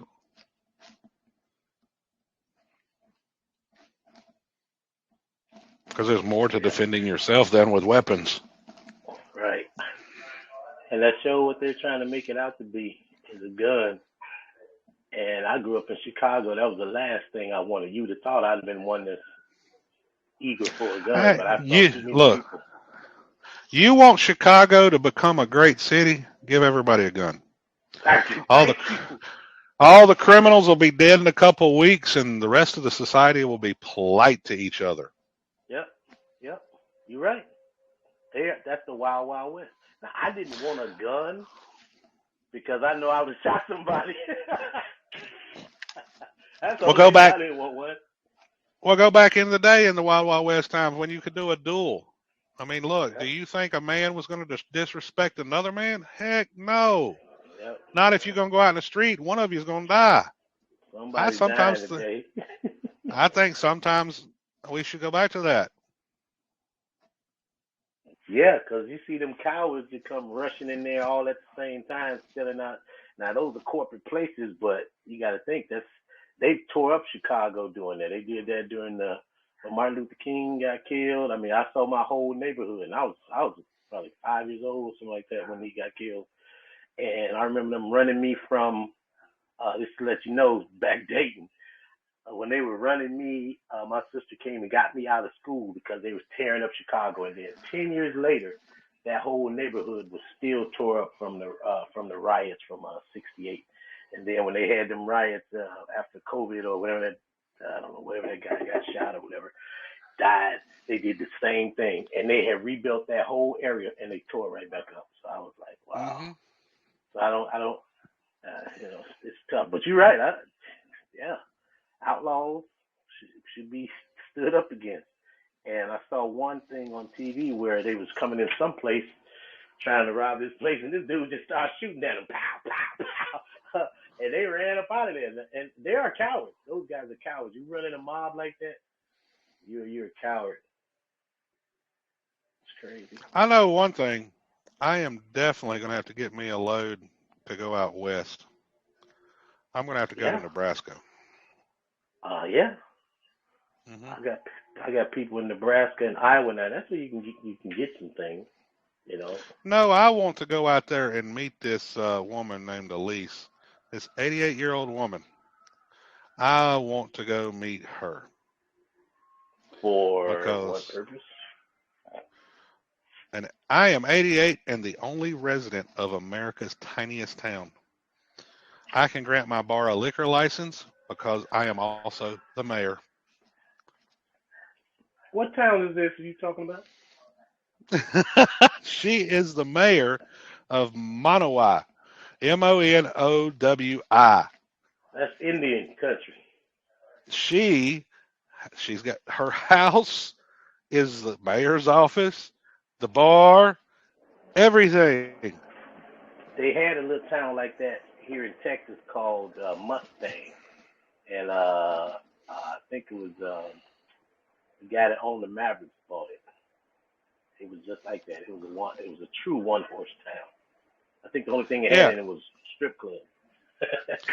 It says it has one paved road, Highway 12, and a population to match.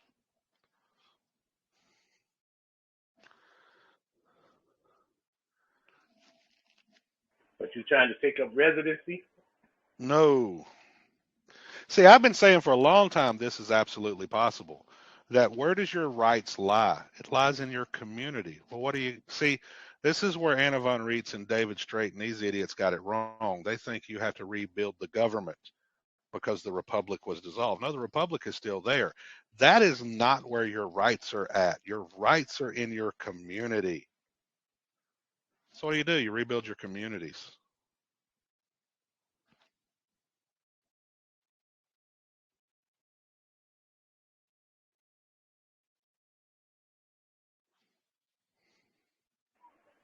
As old folks used to say, that'll preach. Mm-hmm.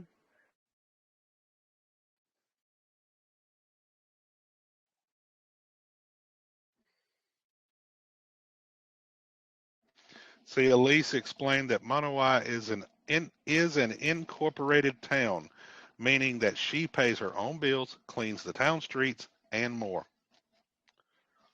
You just handle your own business. Make out your papers with the state, she said. I pay taxes just like everybody else. The town of Manoa is small and made up of mostly abandoned lots.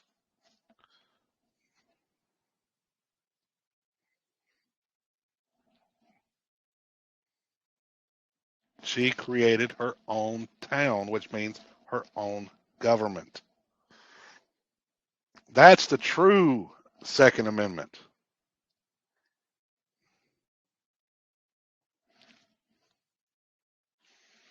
Now, it's not a country, it's a town.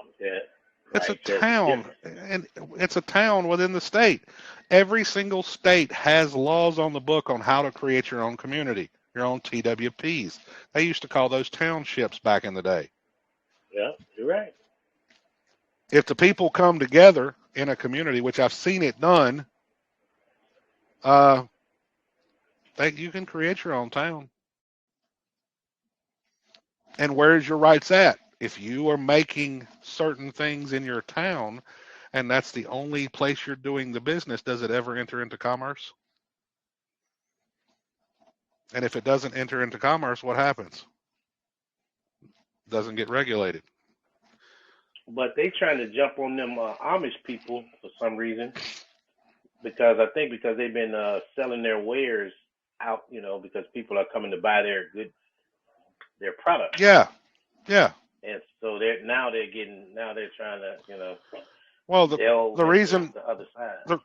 the reason why that is because there's a growing movement that is hurting the corporations. Why? The people are figuring out that the milk the corporations give when they homogenize it and purify it and all this crap is bad for you. So they're going back to the Amish that don't do that, and it's pure cow's milk. And if it's clean, it's going to taste good and it's going to be sweet and it's got the cream on top, which means the cream is actually your antibiotics. Same thing with the wheat, the bread. Yeah. Their bread is better. I got that. I Yeah. got bread from Amish, and it was probably I ain't never tasted nothing like that. I didn't even think that was bread. I thought it was cake. Yeah, that's the thing. If you go back to what God intended and make your stuff in your community, and you make it the way it was intended without all the toxins and all the crap and everything else, guess what? You're going to be healthier. Well, that's not what the elite want. Because why? If you're healthier, you don't need their medicines. You don't need their doctors. So they can manage your health until you die. I mean, there's a guy in California he was a convicted felon. He was making firearms in his own house.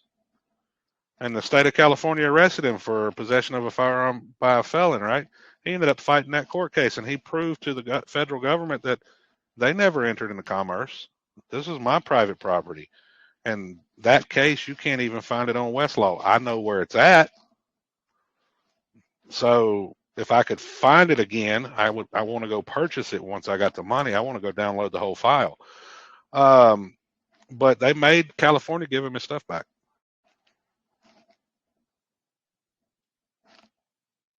Because why? It never entered into commerce. Everybody's saying the government's trying to restrict your Second Amendment. No, they're not. The people are restricting their Second Amendment because why? They're not making things in their community no more. They're allowing the corporations to make everything, which puts it into commerce, and then the federal government on Article 1, Section 8, Clause 3 gets to regulate it into oblivion. They're following the Constitution. The people just don't know it. That's why I wanted to do the homeschool. Yeah. They got into regulating the homeschool because you would sign up for the homeschool network, and then it wouldn't be homeschool because they would. Yeah. I understand exactly what you're saying. Well, back in the day, the mother raised the children and taught the children. What is mothers not doing today? Teaching them, that's true. Then we wonder what's wrong with our kids because mothers are not wanting to be mothers no more. But see, when they start bringing the kids, because I had that in my neighborhood when I was in Iowa. Iowa was small. You know, I see what you're talking about. You could have you a little bitty small town in Iowa, because I was in Sioux City, Iowa, and I had kids coming to my house learning acting. They were learning acting, and it was all private. It was all private. I ain't get no problem until I started doing shows and making money off the shows. Then they started trying to tax me. I was like, wow, this is crazy. Mm-hmm.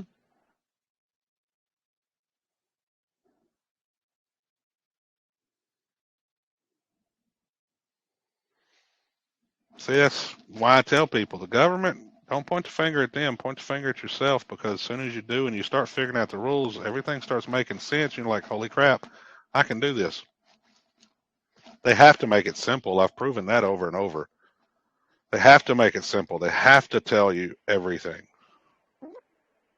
But if you operate with that agency, it shouldn't work. It shouldn't be so bad, as long as you stay in the agency, in the agent position. And, Yeah. and you know, like you said, you're already in private. It's just that when you walk out there and start acting like an agent, you become the agent. Well, you've already were the agent, because who owns the property? It's not yours. And the Bible says what? Thou shalt not covet. And what is everybody doing? They're coveting someone else's property. Look at how many people talk about, oh, I'm going after that trust. I'm going to collapse it because I'm going to get a payout. It's not your trust. It's not Isn't your that trust. isn't that a violation of thou shalt not covet? Oh man, you hitting it hard, man, and I like that. That. But there's so many groups that is opposite of what you're saying, man, which makes me want. I have to pray for you, man, because you know you can't be telling all this truth. Well, that's the problem again. The heart of man is exceedingly wicked. Who can know it? When the person doesn't realize that they're the ones in sin, they're going to keep believing the other guru that's blaming the government, because why? It's somebody else's fault. It's not mine. Yeah. Ain't that the mantra? Ain't that the mantra of today's people? Oh no, I killed those people because my mother didn't love me. Right.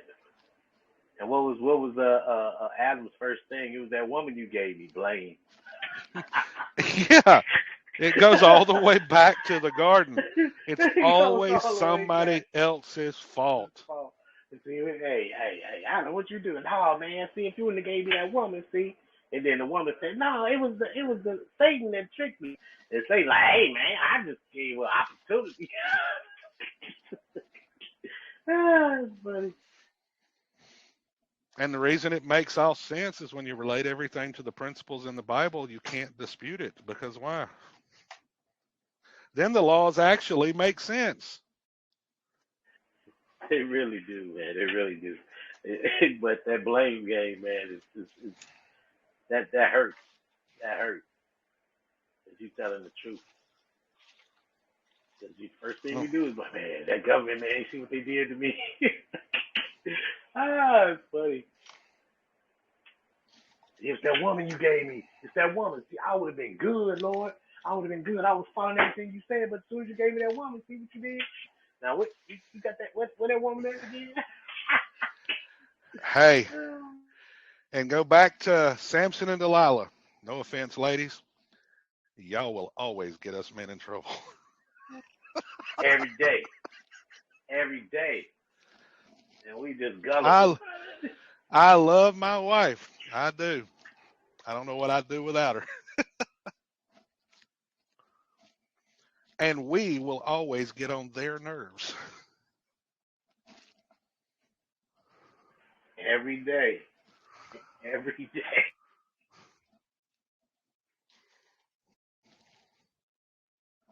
Ain't nothing changed. There's nothing new under the sun. We had witch doctors back in the day. We call those doctors MD doctors today. Pay the penance or you will die. Take my drug. Sacrifice your kids and on the abortion table. It's still the same thing. It's just technology's different. I did the what was it, Ecclesiastes yesterday, the day before yesterday, and man, he was calling it out. Solomon was calling out. Now, was Solomon the original Mason? That's the question I wanted to ask you. I don't know. I really don't know. The Masonic beliefs goes all the way back to the Tower of Babel. They say that Solomon was. Well, Solomon was after the Tower of Babel. That's Because right. remember, it's comes from Babylon. Right. So Yeah, Solomon was. I thought he was before. No, wait. Wait a minute. no, the Yeah. Tower of Babel was when God created the nations Uh, in Genesis. That was oh before yeah. Solomon. Oh yeah. Wow, interesting. Solomon, but when you read that Ecclesiastes, when you say nothing is new under the sun, I mean, this dude had 1,000 women, dude, 700 Well, why do wives. you? This is why I believe what I believe about marriage. Is polygamy? Did God allow polygamy? Yes. Yeah. Do you have the right to have a polygamous marriage? Yes, God allowed it. But God put restrictions on it. If you are going to have more than one wife, you can't be a pastor of a church or a deacon. See, I think he only made two. I don't think he Well, allowed it, he but I don't only think he was for it. his perfect will was one man, one woman. Right. But every single saint in the Old Testament had more than one. Abraham had two. I'm sorry. I couldn't handle more than one. Nope, My me wife's neither. crazy. My wife's crazy is just enough for me. Yeah, I think that's right. But Adam didn't have more than one. He only had Eve. Well, yep, that's what I mean. That was God's perfect will. That's what he intended. But did he allow polygamy? Yes, because David was the apple of God's eye. How many wives and concubines did David have? Yeah, he had plenty too. Now, other thing was Nathan Solomon's brother. What does the Bible say?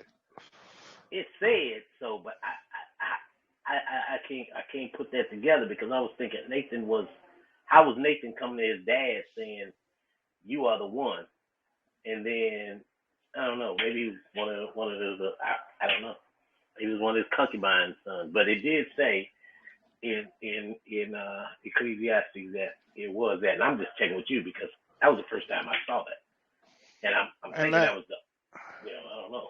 And I will tell you, there actually is a rise going on in polygamous marriage. I see a lot of women talking about it nowadays because why? Go back to Isaiah. I'd have to go find the verse. I think it's in Isaiah 4, basically where the woman says, "Take just marry us, take away our reproach. Just let us have your name, but we're gonna do what we want." You know what I'm saying? Right. But you see women you're seeing women talking about it now, especially like I've seen it on TikTok. And the one thing that they don't know, that the average person doesn't know, is yes, you have the private right to create a contract of matrimony. If you choose to live that way, that's your right. You have to deal with the consequences. See, God is the ultimate constitutionalist. Okay. He said what? This is what you do. This is what you don't do. If you're going to do it, this is how you do it. If you don't, if it's a sin, but you have the free will choice to do what you want. There ain't no way. But you got to pay the price. No way, dude. No way. I got one. That's it. And I'm not talking about just marriage. I'm talking about everything in general. Yeah. Contract. Yeah. And they did give us the unrestricted right to contract, I guess. Except for Article 1, Section 10, contract clause. Everybody has the unlimited right to contract as they see fit. Now, my dad actually got married under a contract of matrimony. He didn't go get a marriage license. Really? I tried to get my kids to do that. None of them believed me. I was like, man, why y'all got to get the government in your marriage? I'll marry y'all right here. 2 or 3 witnesses. You good. And black folks, they used to jump the broom. They couldn't even get a marriage till they figured out how to monetize it and get in. So then it became a production, and they had to get a license. Strange. Wow. Yeah, I That's mean, you it. talk about in the mouth of two or three witnesses. We'll go back through the Bible. How was the marriage done? Did you need a license? No. When he took the woman into the tent and knew her, that was in God's eyes married. And what was the evidence?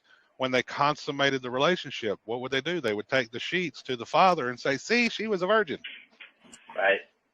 and that was the contract. Oh, We're no longer contract. I had a guy call me one day, want to know, did I marry people? I said, yeah, I'll marry people, but not under a marriage license, under a contract of matrimony. Well, would you marry us? I said, yeah, but before I did, we would have to have a few meetings because I need to make sure y'all are ready. I right. said, I said, now, because he said, well, why would you say that? I said, because when you and her have to sit down and write your contract on who's going to do what role, how are things going to be handled, everything from kids to everything, and put that on paper, you will find out if you're ready. Guess what? They never called back. Yeah. When you put it down, not if you put it like that, maybe we don't need to. See, people don't understand marriage no more. We're not even raising our children to understand what marriage is because why? They think go to the state, get a license. If it don't work in 5 years, we can get a divorce. I can go get the next one. That's not marriage. Nope. That's not matrimony. Nope. That's why the vows, they don't even honor their vows anymore. And that's why the government wanted to get in on it because they're like, oh man, they ain't gonna do this. We can get paid every time they break up. Yep. That's why you're paying the state to manage your life because you are not capable of doing it.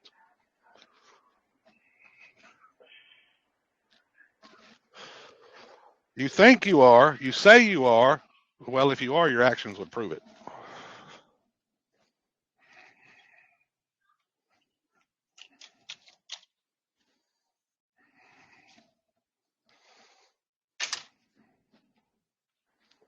One more question. I'll question all day because I like to answer. Move. Yeah, I know you do. I do, man, because nobody want to ask questions. I ain't trying to make statements. I just ask questions. I got on my teacher's nerves all the time. She kept asking questions all the time, but I learned a lot. Now, corpus delicti. Corpus delicti. If the courts seem to like when you have a corpus delicti, and then they use the parents patria doctrine to ride on that. If I'm making sense. They already had the parents portray that's on the infant, not you. Remember, again, it goes back to whose property is it? Right. You're never gonna get rid of that. It's their property. Okay, now they have the duty to protect. Okay, but they don't have they have the I don't know. They say they will protect after the victim. They don't protect before, so they're not. They play taxation without representation. They say they have the duty wait to a protect, minute. but you know what I'm saying? They won't. No, they don't have a duty to protect. There was a Supreme Court case where somebody sued the police, and they said no, the police don't have a duty to protect. That's why you have a Second Amendment. But they say they have a duty to protect the victim, and so as soon as you go into court, everybody that has accused you is a victim. Now, they don't even protect the victim because the duty to protect would mean there would be no victim. Right, but see, I get what you're saying. I'm just trying to figure out the victim is the trust also, correct? Is that what you're saying? Yeah, that's exactly what I'm saying. Because since you were not able to handle your own business, handle your own affairs, you chose to put yourself in a position that made you a victim. Wow. That's amazing. I mean, shoot. Think about it. Think about it. How many women get date raped? They go to some bar, they get drunk, they're around the wrong guy. Well, if they hadn't have did that, they wouldn't have had that happen. See, we don't want to. The government gets paid on that. The government gets paid on that. They don't necessarily, unless they sue the guy that date rape or whatever, but the government Exactly. The government makes money on all of it. Yes, they do. They're making the trust profitable because it's their trust. You just play in a part. But they don't have any liability when the trust don't work. I mean, taxation without representation. Well, think about it. They are legislating sin. If you go out and commit sin, they make money off of it. Well, what did you do? You went out and committed sin. Ooh. They're monetizing sin. And what did the Catholic Church do? The Catholic Church monetized sin. Pay our penance and you'll be forgiven. What does the state do? Pay our fees and we won't put it on your record. Oh. Now, I like you answering the question, but sometimes I don't want to hear that. I'm like, no. Dang, man. You hit me in the knees. Well, look, if you are using a car and the sticker on the back says for official use or just the word official, and that means you're using state property, and you go out and do things wrong using state property, and you get a ticket, what are they doing? They're legislating sin. Yep. So then they say, hey, pay this penance, we will forgive you and not put it on your record. Because if you go look up what Lady Justice is the Roman god Justitia. You're going into their temples, especially if you claim to be a Christian, you're going into their temples pleading to their gods instead of yours. So agency is the answer. It is the rule. It ain't the answer, it's the rule. Yeah, the fiction, the public can never do anything because without an agent. That's why everything in the public is some kind of business. You got an LLC, an S corp, a C corp, a trust, an association, a membership thing, whatever. It's all in the public. And the only way it can operate is if somebody brings that contract to life through agency. Okay, you're the CEO of Microsoft. Could Microsoft do anything till you come and played the part? No.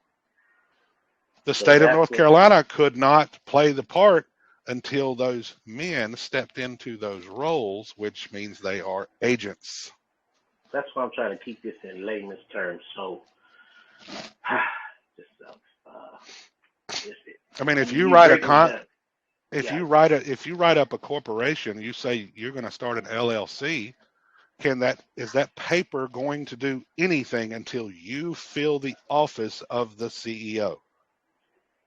No. It needs you to fill the office. So why does everybody? What's the deal with the? With the claiming your status. Why do you have to do that if you already know that you? I guess you. No, the changing of status. Everybody thinks they're a U.S. citizen. No, you're not. When did you apply to be that? Yeah, that was it. So I don't understand the changing of the. I don't understand the purpose of the people out there changing their status is they believe, because you have a First Amendment right to your beliefs, that you believe you are this thing called a U.S. citizen. But when did you apply to be one? Oh, it's because I was born in one of the states. Oh, really? Well, according to the courts and to the governmental styles manual, you're not a citizen of the United States. You're a citizen of one of the states. Your nationality is Texan, Alabama, Pennsylvanian, whatever. See, they think because they start with the presumption of that's my name and that it's on the social, that makes you a U.S. citizen. No, that trust is a U.S. citizen. That's well settled in law because all businesses, corporations, and trusts are what? Yeah. Well, where did they get the criminal code? The penal code. That penal code is money code. Basically, the money code. And you got the civil and you got the criminal, Again, it says in the federal rules that all actions are civil actions. Okay, why? Because is there an actual claimant? Even the criminal codes are civil because it's about securities, it's about bonds, it's about money, it's about that trust. But the problem is you're not going in right. You're going in contracting. You start off at the very beginning. Oh, that's my name. Yeah, I'm here. Well, if that's your name, accept the liability. Go along with it.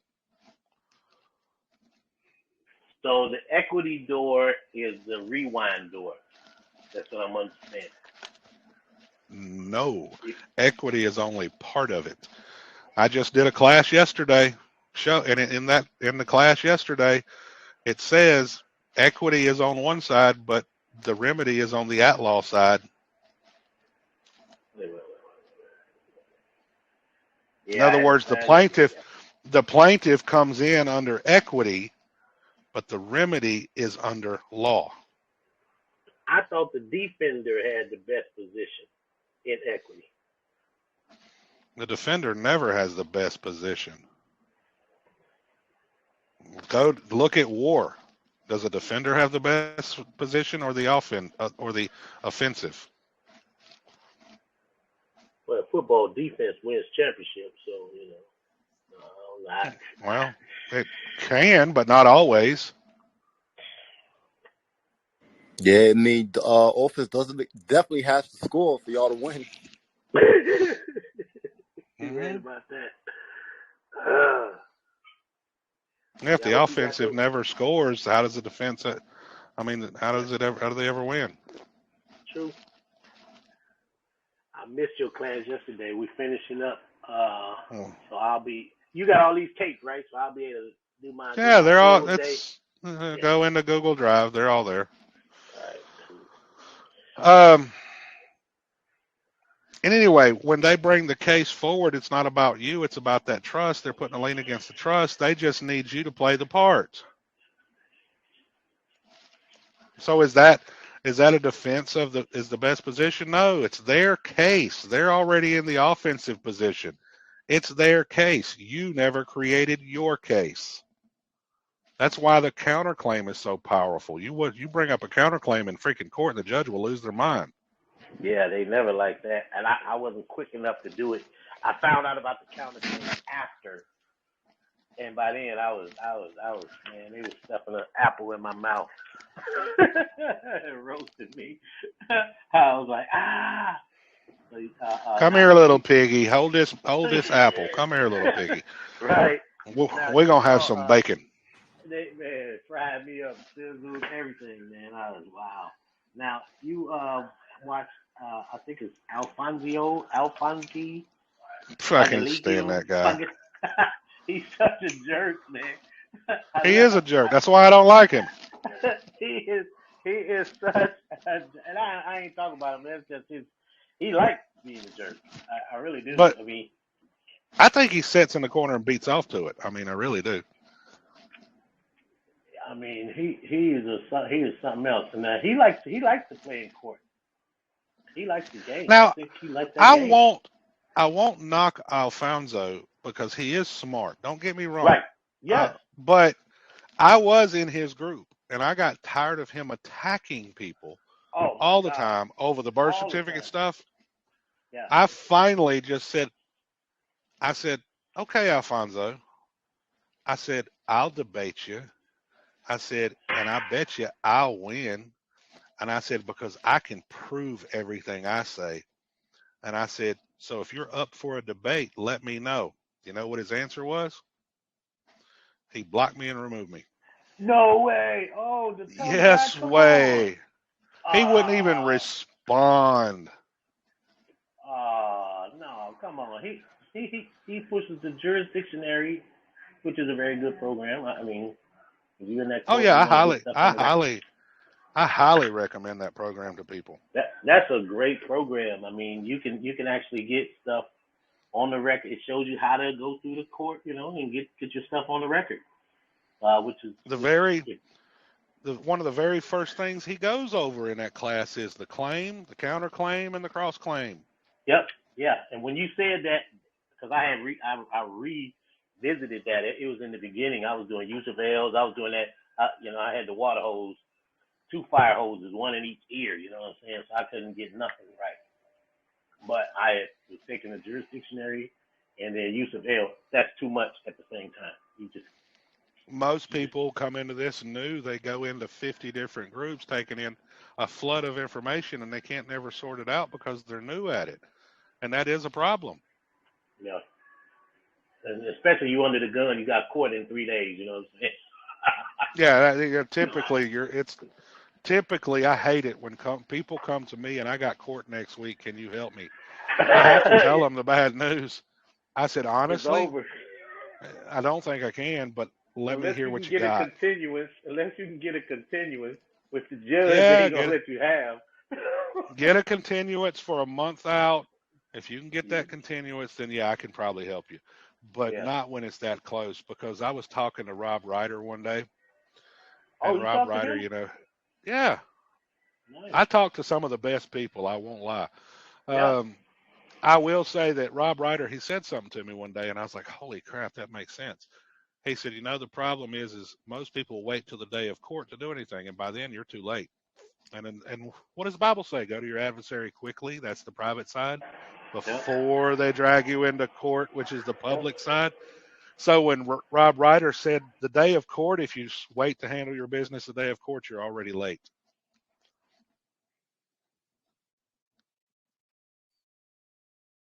You were supposed to handle everything before then. Yeah, that's why I would suggest jurisdictionary for everyone, and I hate that because I hate going to that court. But where do you fight for your rights at? See, everybody thinks we shouldn't have to go to court. Well, you only have the rights you're willing to fight for, and where does that fight happen? In court. But I thought it was in the legislature. I thought you were supposed to petition the legislature because the court. Well, no, petitioning the legislature is what's got part of the problem going on. Because why? 40 years ago, somebody had a kid that died because they didn't wear a seatbelt, so they petitioned the legislature to pass laws to make seatbelts mandatory. Now they write you tickets on it. So the government, they keep doing what the people tell them, and the people keep getting mad because they don't like the result.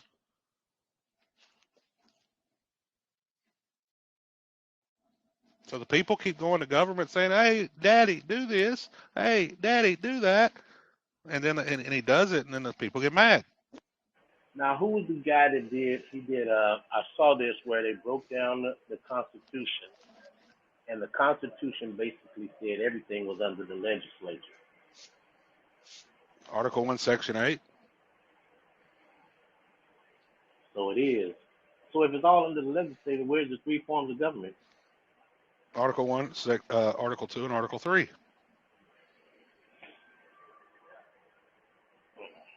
Because he did this color code. I did this years ago. It's like, when I first met you, I was telling you I was doing every program you could think of, and I just got overwhelmed. And finally, I heard I think you was on TikTok or something, and you leveled that thing out, and I was like, oh. Look, the legislature is pretty much the head of government. Why? They pass the laws. What does the other two branches, what is their job? You have Article 2, which is the executive branch. What does the executive branch do? They enforce the laws. They can only do what the legislature tells them to do. And then what is the role of the judiciary? To make sure that the laws conform to the Constitution. That's it. The head of the monster is the legislature. And them the guys we vote to put in there. They're the crooks. No, that's not who we vote for, because everybody runs around screaming, it's Trump's fault. It's Biden's fault. And them the figureheads. Yeah, that's true. And they make the laws. They don't. They make the laws. All the president do is to sign off on it. He can say yes or no, but they're the ones that draw up. No pun intended with the word bills.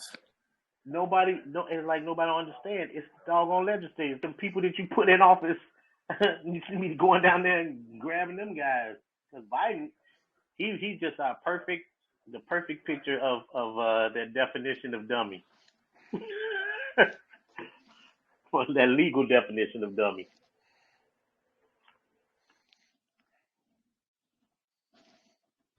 Yeah, I think it's funny, right? How we use $10 bills, $20 bills, $50 bills, $100 bills, right? But when they send you a bill to your house, they want you to use the bills you already have to pay that bill. It Right. doesn't even make no sense when you think about it. Like, That's when you really think about it, you be like, wait, that's what? good. You That's want me good to right pay there, a man. bill with a bill? That's good. That's good. That's good. I ain't never think of that, but you're right. How you gonna pay a Yeah, bill with that's a what, bill?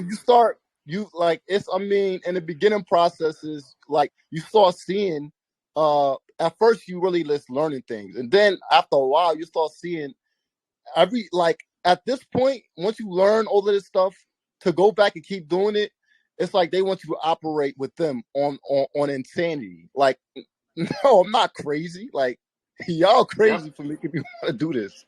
Yeah, and that's why hey, Pastor, we can't hear you if you talking. We can't hear you. You might have to go back. I ain't say nothing. No, I thought you was talking. But that when I was doing in college, I was going into politics, and when I learned that the electoral college was the one that actually put the president in there, I was like, man, this thing is all a joke. It was all a joke. I was like, this is all a joke. And Yeah, I the think the only popular thing, vote don't even matter. you just voting for the system. And then I kept watching. I sang the Democratic convention. I sang national anthem for the Republican. And they say, well, you from Chicago, you got to be a Democrat. I was like, the Republicans paid me $100. The Democrats paid me $50. I'm a Republican. I'm playing the game too. But I never did. I never did register for the voting thing because I couldn't in good conscience do it. Once you know, how could you do it? Like all those people died and struggled for you to be able to vote. I say they gave me the freedom to vote. That didn't mean I had to. I'm not gonna. Yeah, Like you got to get over something. You got to get over certain hills, though. That's what I've seen. Like, it's like people will still say, "Oh, well, they'll shut my lights off or they'll shut this off." No, now that you know, like, okay, so if the bills that I use to buy things are considered a medium of exchange and money, then why is the bills that you send me any different? Like, then you got to start asking yourself, okay, so how can I, basically satisfy this in a way that's way more beneficial to me and not just, beneficial to other parties, because you're the main reason why you're even receiving these benefits. It's crazy, man, how they want you to operate under insanity. And then look at you like you crazy when you tell them, like, yeah, man, this is a bill. This is the same as the dollar bills that I have in my pocket. The same as the dollar bill that you got. As a matter of fact, yeah, like, what's the difference? Oh, and then there's nowhere in law that says, oh, no, they could be like, oh, no, that's a money bill. Like, what? That don't make no sense. If it's a bill, it's a bill. A bill is a bill. You got this bill or this bill. You're supposed to trade it dollar for dollar. So do you the sign endorse in the back of the bill and send it back to them? I have never done that, but I definitely seen people doing it. There's definitely all types of ways to skin the cat. Yeah. And the way I do it is it's a little Why bit. do you think that cat keeps running away? Right. Right. That cat keeps running away. That's good. Unfortunately, I had to pay. Yeah, unfortunately, I had to pay a lot of money to do it the right way. But I mean, it was worth every penny. I'll tell you that. Well, I actually did an endorsement class the other day showing how to properly endorse things because you're supposed to be sending it to the freaking trustees.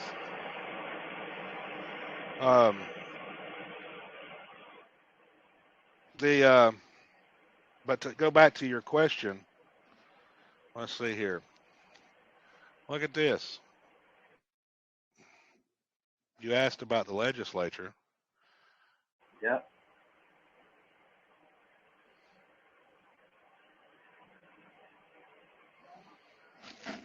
You remember that speech, don't you?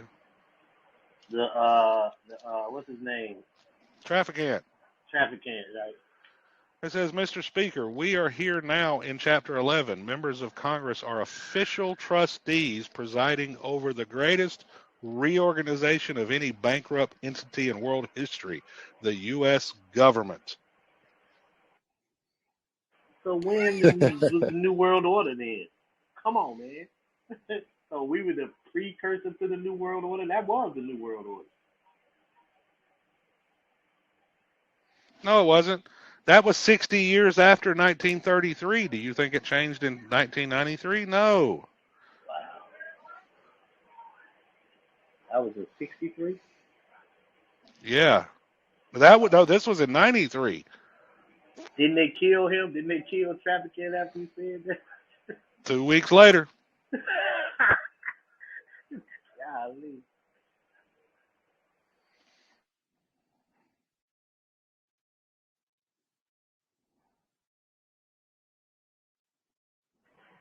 Once, like you said, you can't be afraid to die, man. What are you gonna do?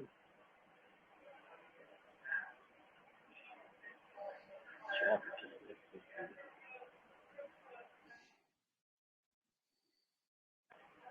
He told on everybody, and they was like, "Man, what you think?" But I wonder if the politicians now know or don't know, or like when McConnell, he just froze up. You know, I mean, I feel sorry for the guy. You guys really too old to be up there, like the robots or something in place. But he froze. I mean, that dude just froze. And then when Pelosi was talking, I mean, either they know or they're blinded. No, they know. I have to think. You just gotta hope that they're blinded, but they're not blind. They're not blind because why? If they've been in office all this time, they know. But why did everybody think Trump is the Messiah? He was the one. He was the first one telling you to take them dang shots. I was like, what? You got to think though, he was under a lot of pressure, and he had to go with what the media was promoting. You know what I mean? He was under a lot of pressure to basically, he's under a lot of pressure to basically just satisfy certain mindsets, and it was majority of the mindsets was, man, what we gonna do about this national tragedy? We need something. We need you to speak out on this. So he was just responding to that. Unfortunately, you know what I mean? If he would have said the other way around, they probably would looked at him crazy or something. He's a Trojan horse, man, and the people still riding him. He already been exposed, and they still riding him. And I'm like, I mean, I don't trust none of them, to be honest with you. No, because it's like, if you guys were really like trying to help, then really let us know what's going on. And the one thing I respect about Trump is he did talk about the 14th Amendment, and he did speak on it. He did say that the country went down because of the 14th Amendment, people being turned into corporations. Trump did say this out of his own mouth. So I do respect him for that, because what president said that? Right. Elvis said that. Yeah. You know what I mean? But what we was talking about earlier, he said, if you take the vaccine, you will not die. He said the same thing the devil said, but he didn't put on there yet. I mean, all I realized. Yeah, but he was strongly opposed to it as well. That's why I said I think he was just talking to one, like a base of people with certain mindsets, because he was like, man, you don't need to get that vaccine. Like, don't listen to him, Right. And I guess he was just responding to the national emergency the best way he could. And got paid on it. And he was trying to do alternatives, yes. And then I guess the pressure did get it to him. But I do recall FDR said presidents are selected, not elected. And I ain't never forgot that. So, and he said that? Wow, that's crazy. Yeah, that's his quote. Presidents are selected. If you think about it being a corporation, I don't know if you work for a company in the corporation there, you one of the workers in the corporation. You don't get to vote for the dang president of the corporation. You just work for them. They just you don't get to vote. If we recognize, and that's the thing. That's how they get away. I believe, though, this is my opinion, but I believe that's why they get away with most of the stuff they do, because they don't really go against God's law. They tell you what they're doing. You know what I'm saying? And then after that, it's just a choice. So I that's how I feel like they get away with most of the stuff that they do, because they everything that we are trying to see, like basically know to move forward and operate under freedom, it's all in our face. It's all public information. You know, only thing that people are selling is the interpretation, the correct interpretation of what they said in code. And it's just crazy because it is a code, but I love that. Did you see that? If you look in the chat somewhere down there, Popeye put on that Jones Plantation. That right there. You gotta look that up. And it wasn't even talking about black people. It was just talking about people, because you can look at them pictures, and it was talking about people on the plantation. And that was the best picture. And I had that a long time ago, and I couldn't find it no more. And I was so glad. But look that up. It's a cartoon. You talk about Jones Plantation, and it will tell you exactly the system that we live in now. Continuously. Everybody voting, yeah, we free. And you on the same plantation. And anybody that no, there's only two plantations today, Democrat and Republican. Right. But you saw that? Did you see that thing Popeye put on the Jones Plantation?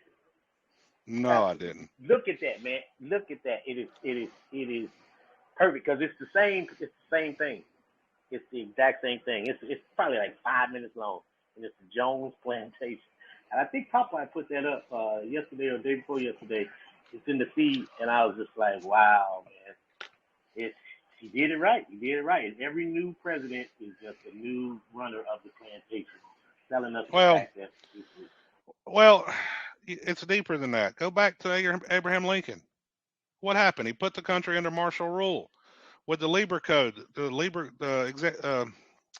Executive Order 100. Yep. Okay.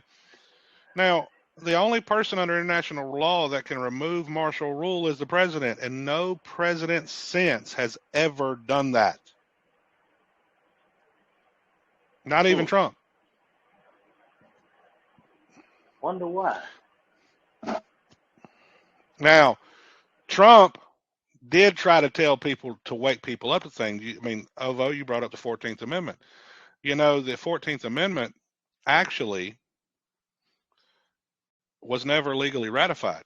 But does that mean it can't be used? No, because they can use it under public policy. But the question is who does it apply to? Just like the TONA. Titles Nobility Act. Yeah, well, and they give you a title of nobility. They give you a name. And since you're not using the name right, you get in trouble. See, what does it say about the titles of nobility? Without the permission of Congress. Right? So they give you permission. They gave you this name. And you're not using it right.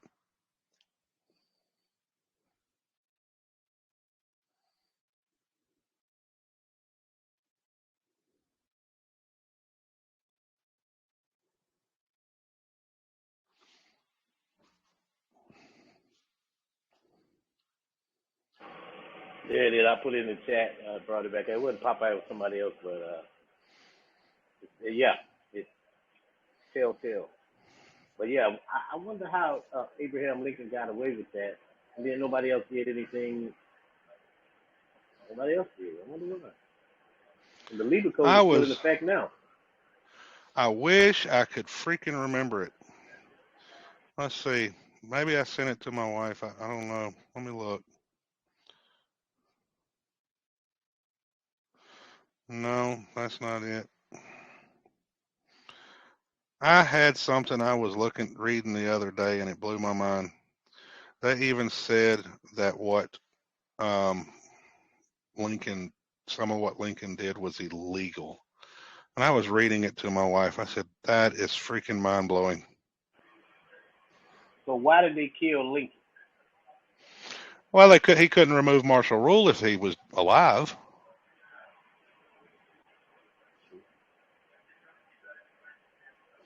Plus, Lincoln was trying to get rid of this. Plus, they were trying to freaking get. He was trying to get rid of the central bank. Not everything Lincoln did was bad. Right. I mean, he didn't care to get rid of slavery. He said he wasn't there for slavery. The Civil War had nothing to do with slavery. He said if he could keep the country together without even doing anything about slavery, he would have. Yeah, and he called it peculiar institution. They just stopped calling it slavery. I.e., said peculiar institution. It's because that's their words. I've actually confirmed that case. Which one? Well, it's not really a case. It's The court. let's It's at the see. end of the 13th Amendment. Yeah, it's on the it's in the explanatory definition. Of the 13th Amendment. No, of the definition under slavery in Black's Law Dictionary. Peculiar institution. But I thought it was when they were saying the 13th Amendment was the one that freed slaves, right? And No, the Northwest Ordinance outlawed slavery. The 13th Amendment is nothing but a restatement of the law. That's why it was only passed by resolution. It was never passed by law. A resolution is nothing but a mindset of what Congress wants to do. If this is what they're thinking, well, how can they be thinking it unless the Northwest Ordinance forbids it was already in place? So with the use of the Northwest Ordinance and the 13th Amendment, then is that the proof of them not being able to Al, Stop. Stop. You keep bringing up the 13th Amendment. Stop. Hey, yo, I know how you feel, Pastor, because I be saying the same thing over and over. And like, oh, but what about this? I just told you how to do it. And you still asking me questions. Like, at this point, you got to pay for my services. Like, no. You know what I'm saying. I'm just saying that's what's on the book. Look on the screen. Look on the screen. Well, so is the Northwest Ordinance on the books. Look right there on the screen. Slavery, a situation in which one person has absolute power over the life, fortune, and liberty of another. 2, the practice of keeping individuals in a state of bondage or servitude. It says slavery was outlawed by the 13th Amendment to the U.S. Constitution. That's incorrect. I'll show you in a moment. But look what it says in that explanatory paragraph. Slavery was a big problem for the Constitution makers. Those who profited by it insisted on protecting it. Those who loathed it dreaded even more the prospect that to insist on abolition would mean the Constitution would die a borning. That means the Constitution would die if because why? You have a free will choice if you want to be a slave. You see that today. They gave you a name. You choose to do it wrong, which means you volunteer into servitude. Okay, so the framers reached a compromise of sorts. The words slave and slavery would never be mentioned, but the Constitution would safeguard the peculiar institution from the abolitionists. So what do? They don't mention slave or slavery today. They call you a taxpayer, an employee, a U.S. citizen, all these different legal terms. A voter. Wrong, man. You know that's wrong and it rained in the pig there. Come on, man. That's just wrong. That's just wrong. But you're right. Now, look at here. Statutes and court rules. That's what I want. Okay. I'm looking for my screenshot on this. You got Westlaw. I'm like, where you getting all this? I forgot. You see that first one right there where it says organic laws of the United States of America? Yeah. What does that say?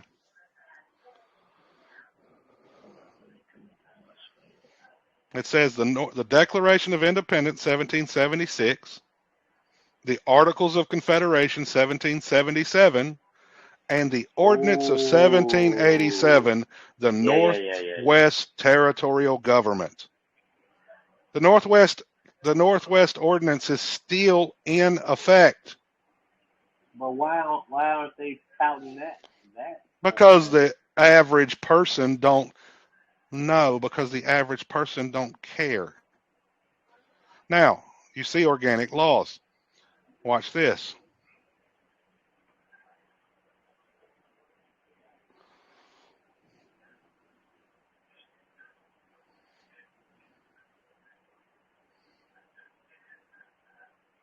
I don't want you to zoom in.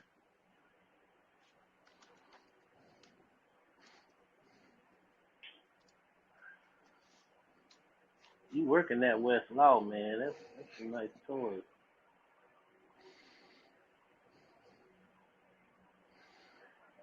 What does it say? Organic law. The body of laws, as in a constitution, as in means, for example, that define and establish a government. Well, there you go. So now, go back to this again. United States Code annotated. Is that the organic laws that created our system of government? Yes. Is that still on the books? The answer is yes. Go all the way down to the bottom. Article 6,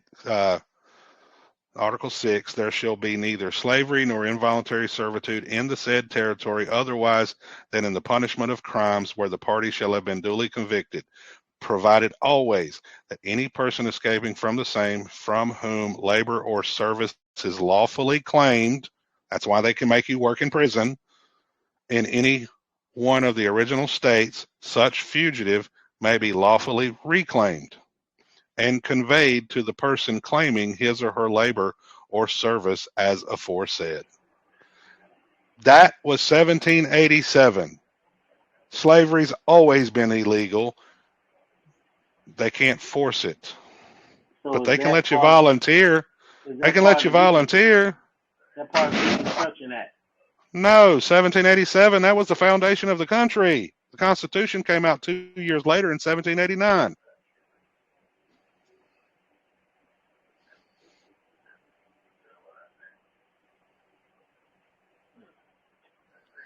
The Reconstruction didn't happen until the 1860s after the Civil War. Okay, I got you. It was 100 years later that Reconstruction happened. My century mixed up there.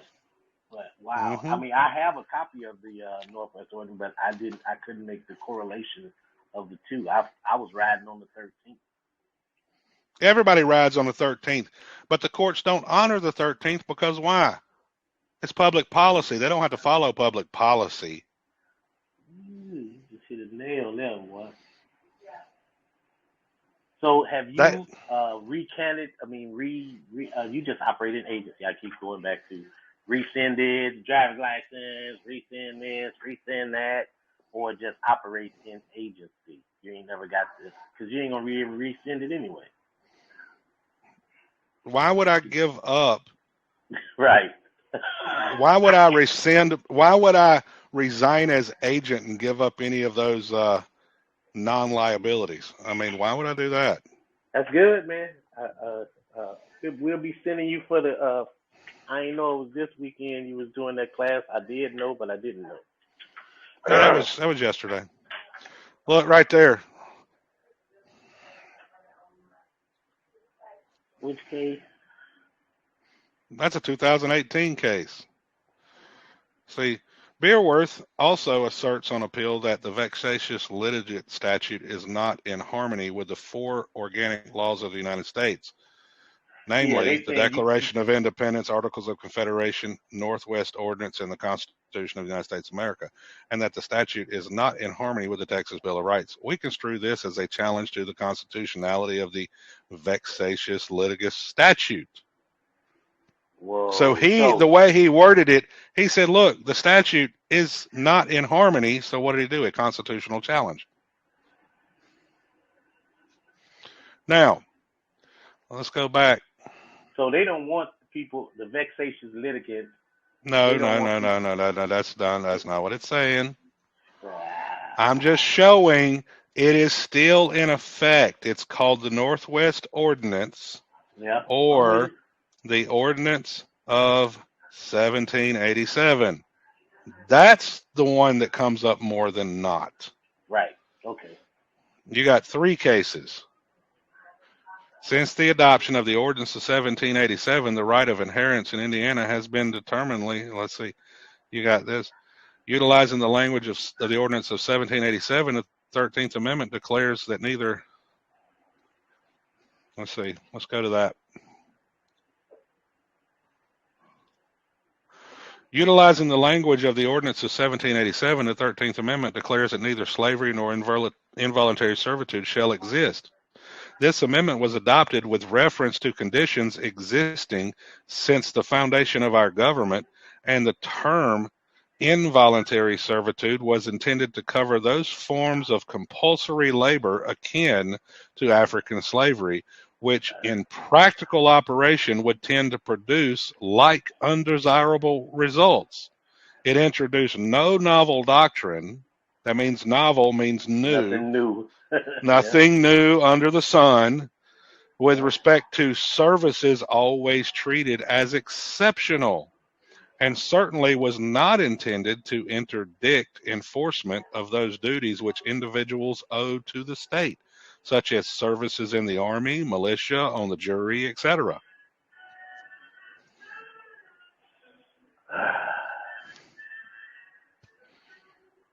And if you don't think slavery still exists, let's do this. Oh, I know it does. Well, hold on. Let's look at this. Don't be depressed.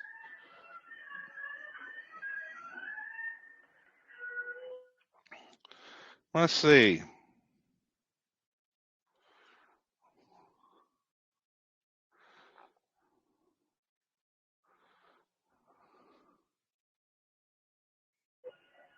Eon was real strong on that Northwest ordinance. He opened my eyes on that a while ago. Where is it at? I think they freaking changed the name because I don't see it. But we'll do this. Master, servant. I was under the understanding of the Northwest, but I agree with you that the Northwest ordinance was for a certain territory, not the entire United States. No, it was. You know what I'm talking about, right? Yeah, but for the state to become a state, this is what the organic laws were that they had to agree to. Gotcha. Because it was one of the three that you had there. That's good. I just sigh. Look at that. Master-servant relationship. Plaintiff failed to adequately brief on appeal her arguments that defendants were liable in negligence under subservient theory, as she failed to distinguish elements of a subservient and master-servant relationship. Okay. This stuff goes on, especially if you go through enough when it comes to employer-employee relations. That goes back to the Bible. And then it's used in the term master-servant relation under husband and wife.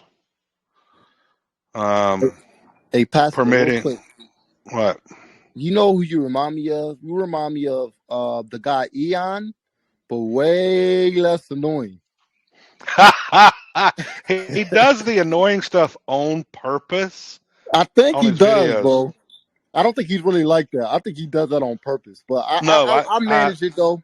I try to this. Yeah, I've actually talked to him quite a bit on the phone, and I asked him one day. I said, "You do that on purpose, don't you?" He laughed. He said, "Yeah, I do, because the people that are not serious are not going to hang around and pay attention to the information. The ones that are serious are going to hang around." I definitely hang around. Really? Yeah, he's a crazy genius. You have to listen. You have to go through it, man. He does drive you crazy. Yeah, I mean, so you look, and you'll find a lot of times when it comes to master-servant relationships, it's under different things that are in commerce. I mean, like employee-employer, your job. See, a lot of the slaves that were brought over here, what people don't want to admit is a lot of them were indentured servants. So instead of saying, "Hey, here we're going to pay your way to come over here, but you got to work to pay off that debt," now you go get a job and they give you a 40-hour week at the end of the week. So during that week, you're a servant to the master. And at the end of the week, what does he do? He gives you a check. Yep. I was up on that one, but I got confused. Thank you for clearing that up on the Northwest ordinance, because I thought it was just the territory, but those are the three. And you're right, Eon has said that. That's cool. You listen to Eon. Eon, wow, he's wild, and he's been doing it for a long time. They put him in the pokey for a minute, and he stood his ground, man, and got up out of there and came back. Look right there. Labor and employment in general, nature, creation, existence of employer relation, particular cases in general, where agreement between operator of service station and owner of service station was essentially a lease agreement which established a landlord-tenant relationship, where owner exercised no control over operator with respect to details involved in operating service station, and where the operator acted as independent businessman under the contractual relationship with owner, there existed no master-servant relation between the operator and the owner. Now, why was there no master-servant? Because he had a contract saying he was the owner while he paid the lease. But, again, if he had been an employee instead of a leasee, there would have been a master-servant relationship. Independent contractors and their employees. A court may consider several factors in determining the extent of the right of control as a test of determining whether a master-servant relationship exists. The independent nature of the person's business, the person's obligation to furnish necessary tools, supplies, and material to perform the job, the right to control progress of the work, except as to final results, the time for which the person is employed, and the method of payment, whether by time or by job, to trigger vicarious liability. However, the right to control must extend to the specific activity from which the injury arose. Okay? So when determining a master-servant relationship, this is what they look at. See, we in our society, we've turned words bad. Words that typically in and of themselves are not bad. The Bible says you're going to serve someone. You're going to serve the Creator, or you're going to serve Satan. So you're going to serve someone. So the question is, who are you going to serve? Yeah. And he even has, the way masters are supposed to treat their servants, There is ethics that's supposed to go down. There is supposed to be some ethics. That's the reason Congress can pass laws under the EEOC saying employers have to treat the employees this way.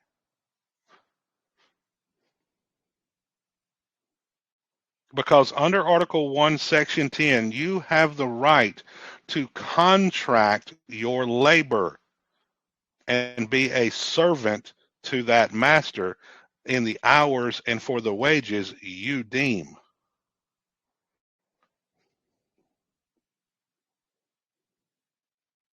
Yeah, my son couldn't understand that. He was like, "Yeah, the Bible got all that slavery." I said, "Did you go to work today?" I said, "Hey, what are you talking about? You're a slave yourself, man. You don't even know it." He has no idea. When it comes, the biggest thing where you find master-servant relation is labor and employment. You see it on the screen here. It's the bulk of it's under labor and employment. Now, you've heard this thing called the right to work state. Now, Tim Forbes, he's in Pennsylvania. Pennsylvania is not a right to work state. Well, here's the problem. Most states are not a right to work state, not in the traditional sense as people think. Wait, hold up. Right to fire or right to work? Right to work. In Pennsylvania, they are not what's called a right to work state. In other words, they can fire you for any reason or no reason at all. Yeah, that's Texas too, the right to fire. Okay. And you can quit too anytime you want. So they try to make you give a 2-week notice, but no, if you could be fired, you can quit too. But do you know why that is? No. Article 1, Section 10, the government can pass no law that interferes with the obligation of a contract. Nice. The government cannot force John to hire you. That interferes with the private right of contract. Now, do you have to hire an attorney, but you have a right to an attorney, but that doesn't mean you have to hire them? Yeah, you have a right to something, but that means you have the power to waive it too. So They cannot take your inalienable rights from you. But if you don't know what they are and how to protect them, you can inadvertently waive them. now they push the bar attorneys, and I got this problem. This is what I'm asking. This is a straight up problem. If the attorney, you have a right to a conflict-free counsel. Who says? The Supreme Court. You have a right Where to does conflict-free counsel.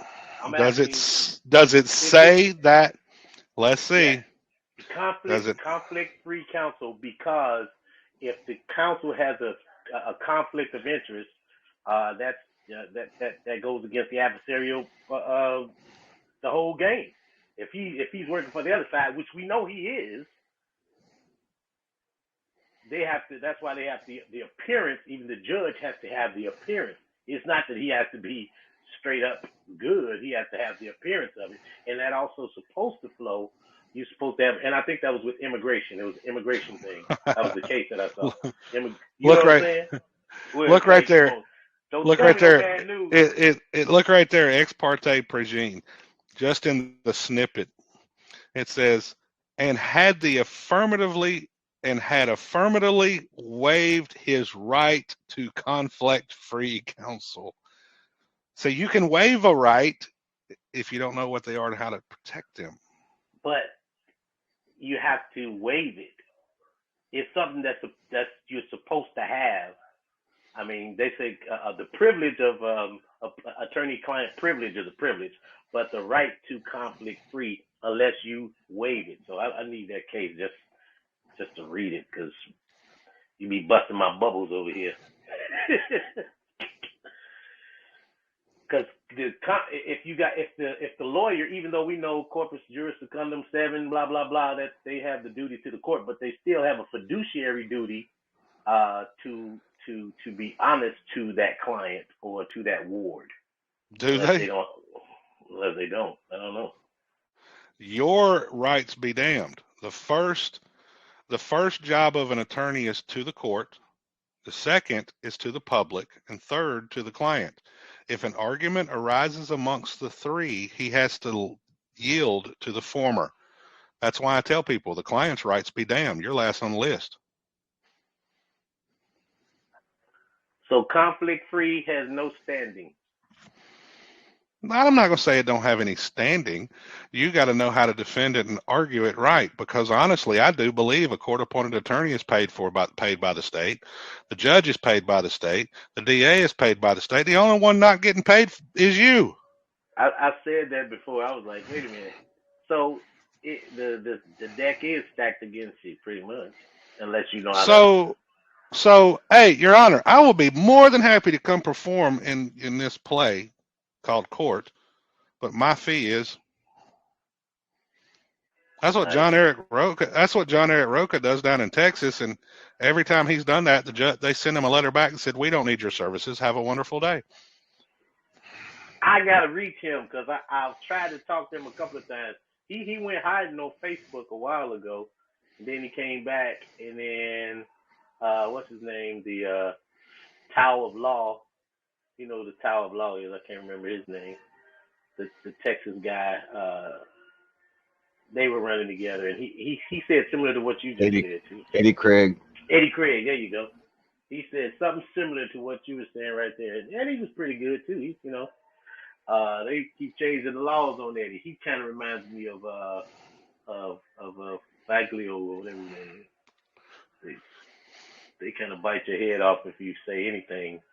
Why do you think I keep telling you to stop thinking that when you're doing all this stuff outside your house, stop thinking you're this man that don't have any mouth.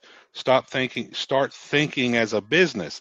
If they say, we need you to do this performance, well, what are they asking you to do? They're asking you to work. Shouldn't you get paid? Nice. Thank you. Whew. I hope everybody be listening, because I just asked Pastor like 10,000 questions. Just like a little kid. Yee, good stuff, man. Al, yeah, you a fat kid with cake. I mean, you do ask a lot of questions. I do, and I am a fat kid, man. I can't help it. And nobody asks questions. They used to get mad at me in class because I was steady asking questions. But I got all A's, so that was good. I got a good indoctrination.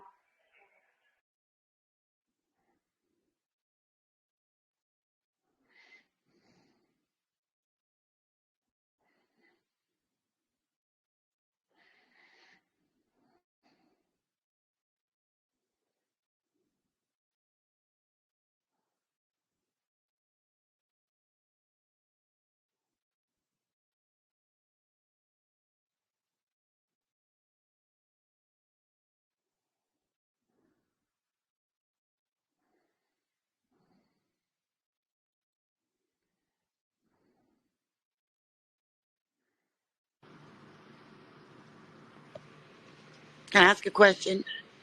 Yes, ma'am. That website that you were just on, is that something I could use that I would benefit from in figuring out my laying Can out you of my terms? can you afford a luxury car payment? Yeah, no. I'm not trying to be mean, but No, it I cost know. me Okay. it cost me a lot to have access to Westlaw. Oh, okay. I didn't know. I don't know. So yeah, I know I don't. I pay roughly $13,000 a year. Yep. Yeah, And no, I that's don't why have. he knows that. That's why we keep coming to him. That's why I'll be sending my Oh. contribution to you, Pastor, to your Yeah, church. I'm the crack dealer of the group. I say, here, You check this are. out. You are. Ooh, one screenshot of that Westlaw. Just a little bit, Pastor. Just a corner. Well, I asked a magical question. Good for me. No, that's the reason I teach the stuff I teach is because I go to that and show you where it says it, and I even share documents in here that in their own words it says, hey, look at this. This is what I'm reading. This is what I'm getting. Now, if you were to go to Westlaw, you can get a cheap account for just shy of $200 a month, but I wouldn't waste your time.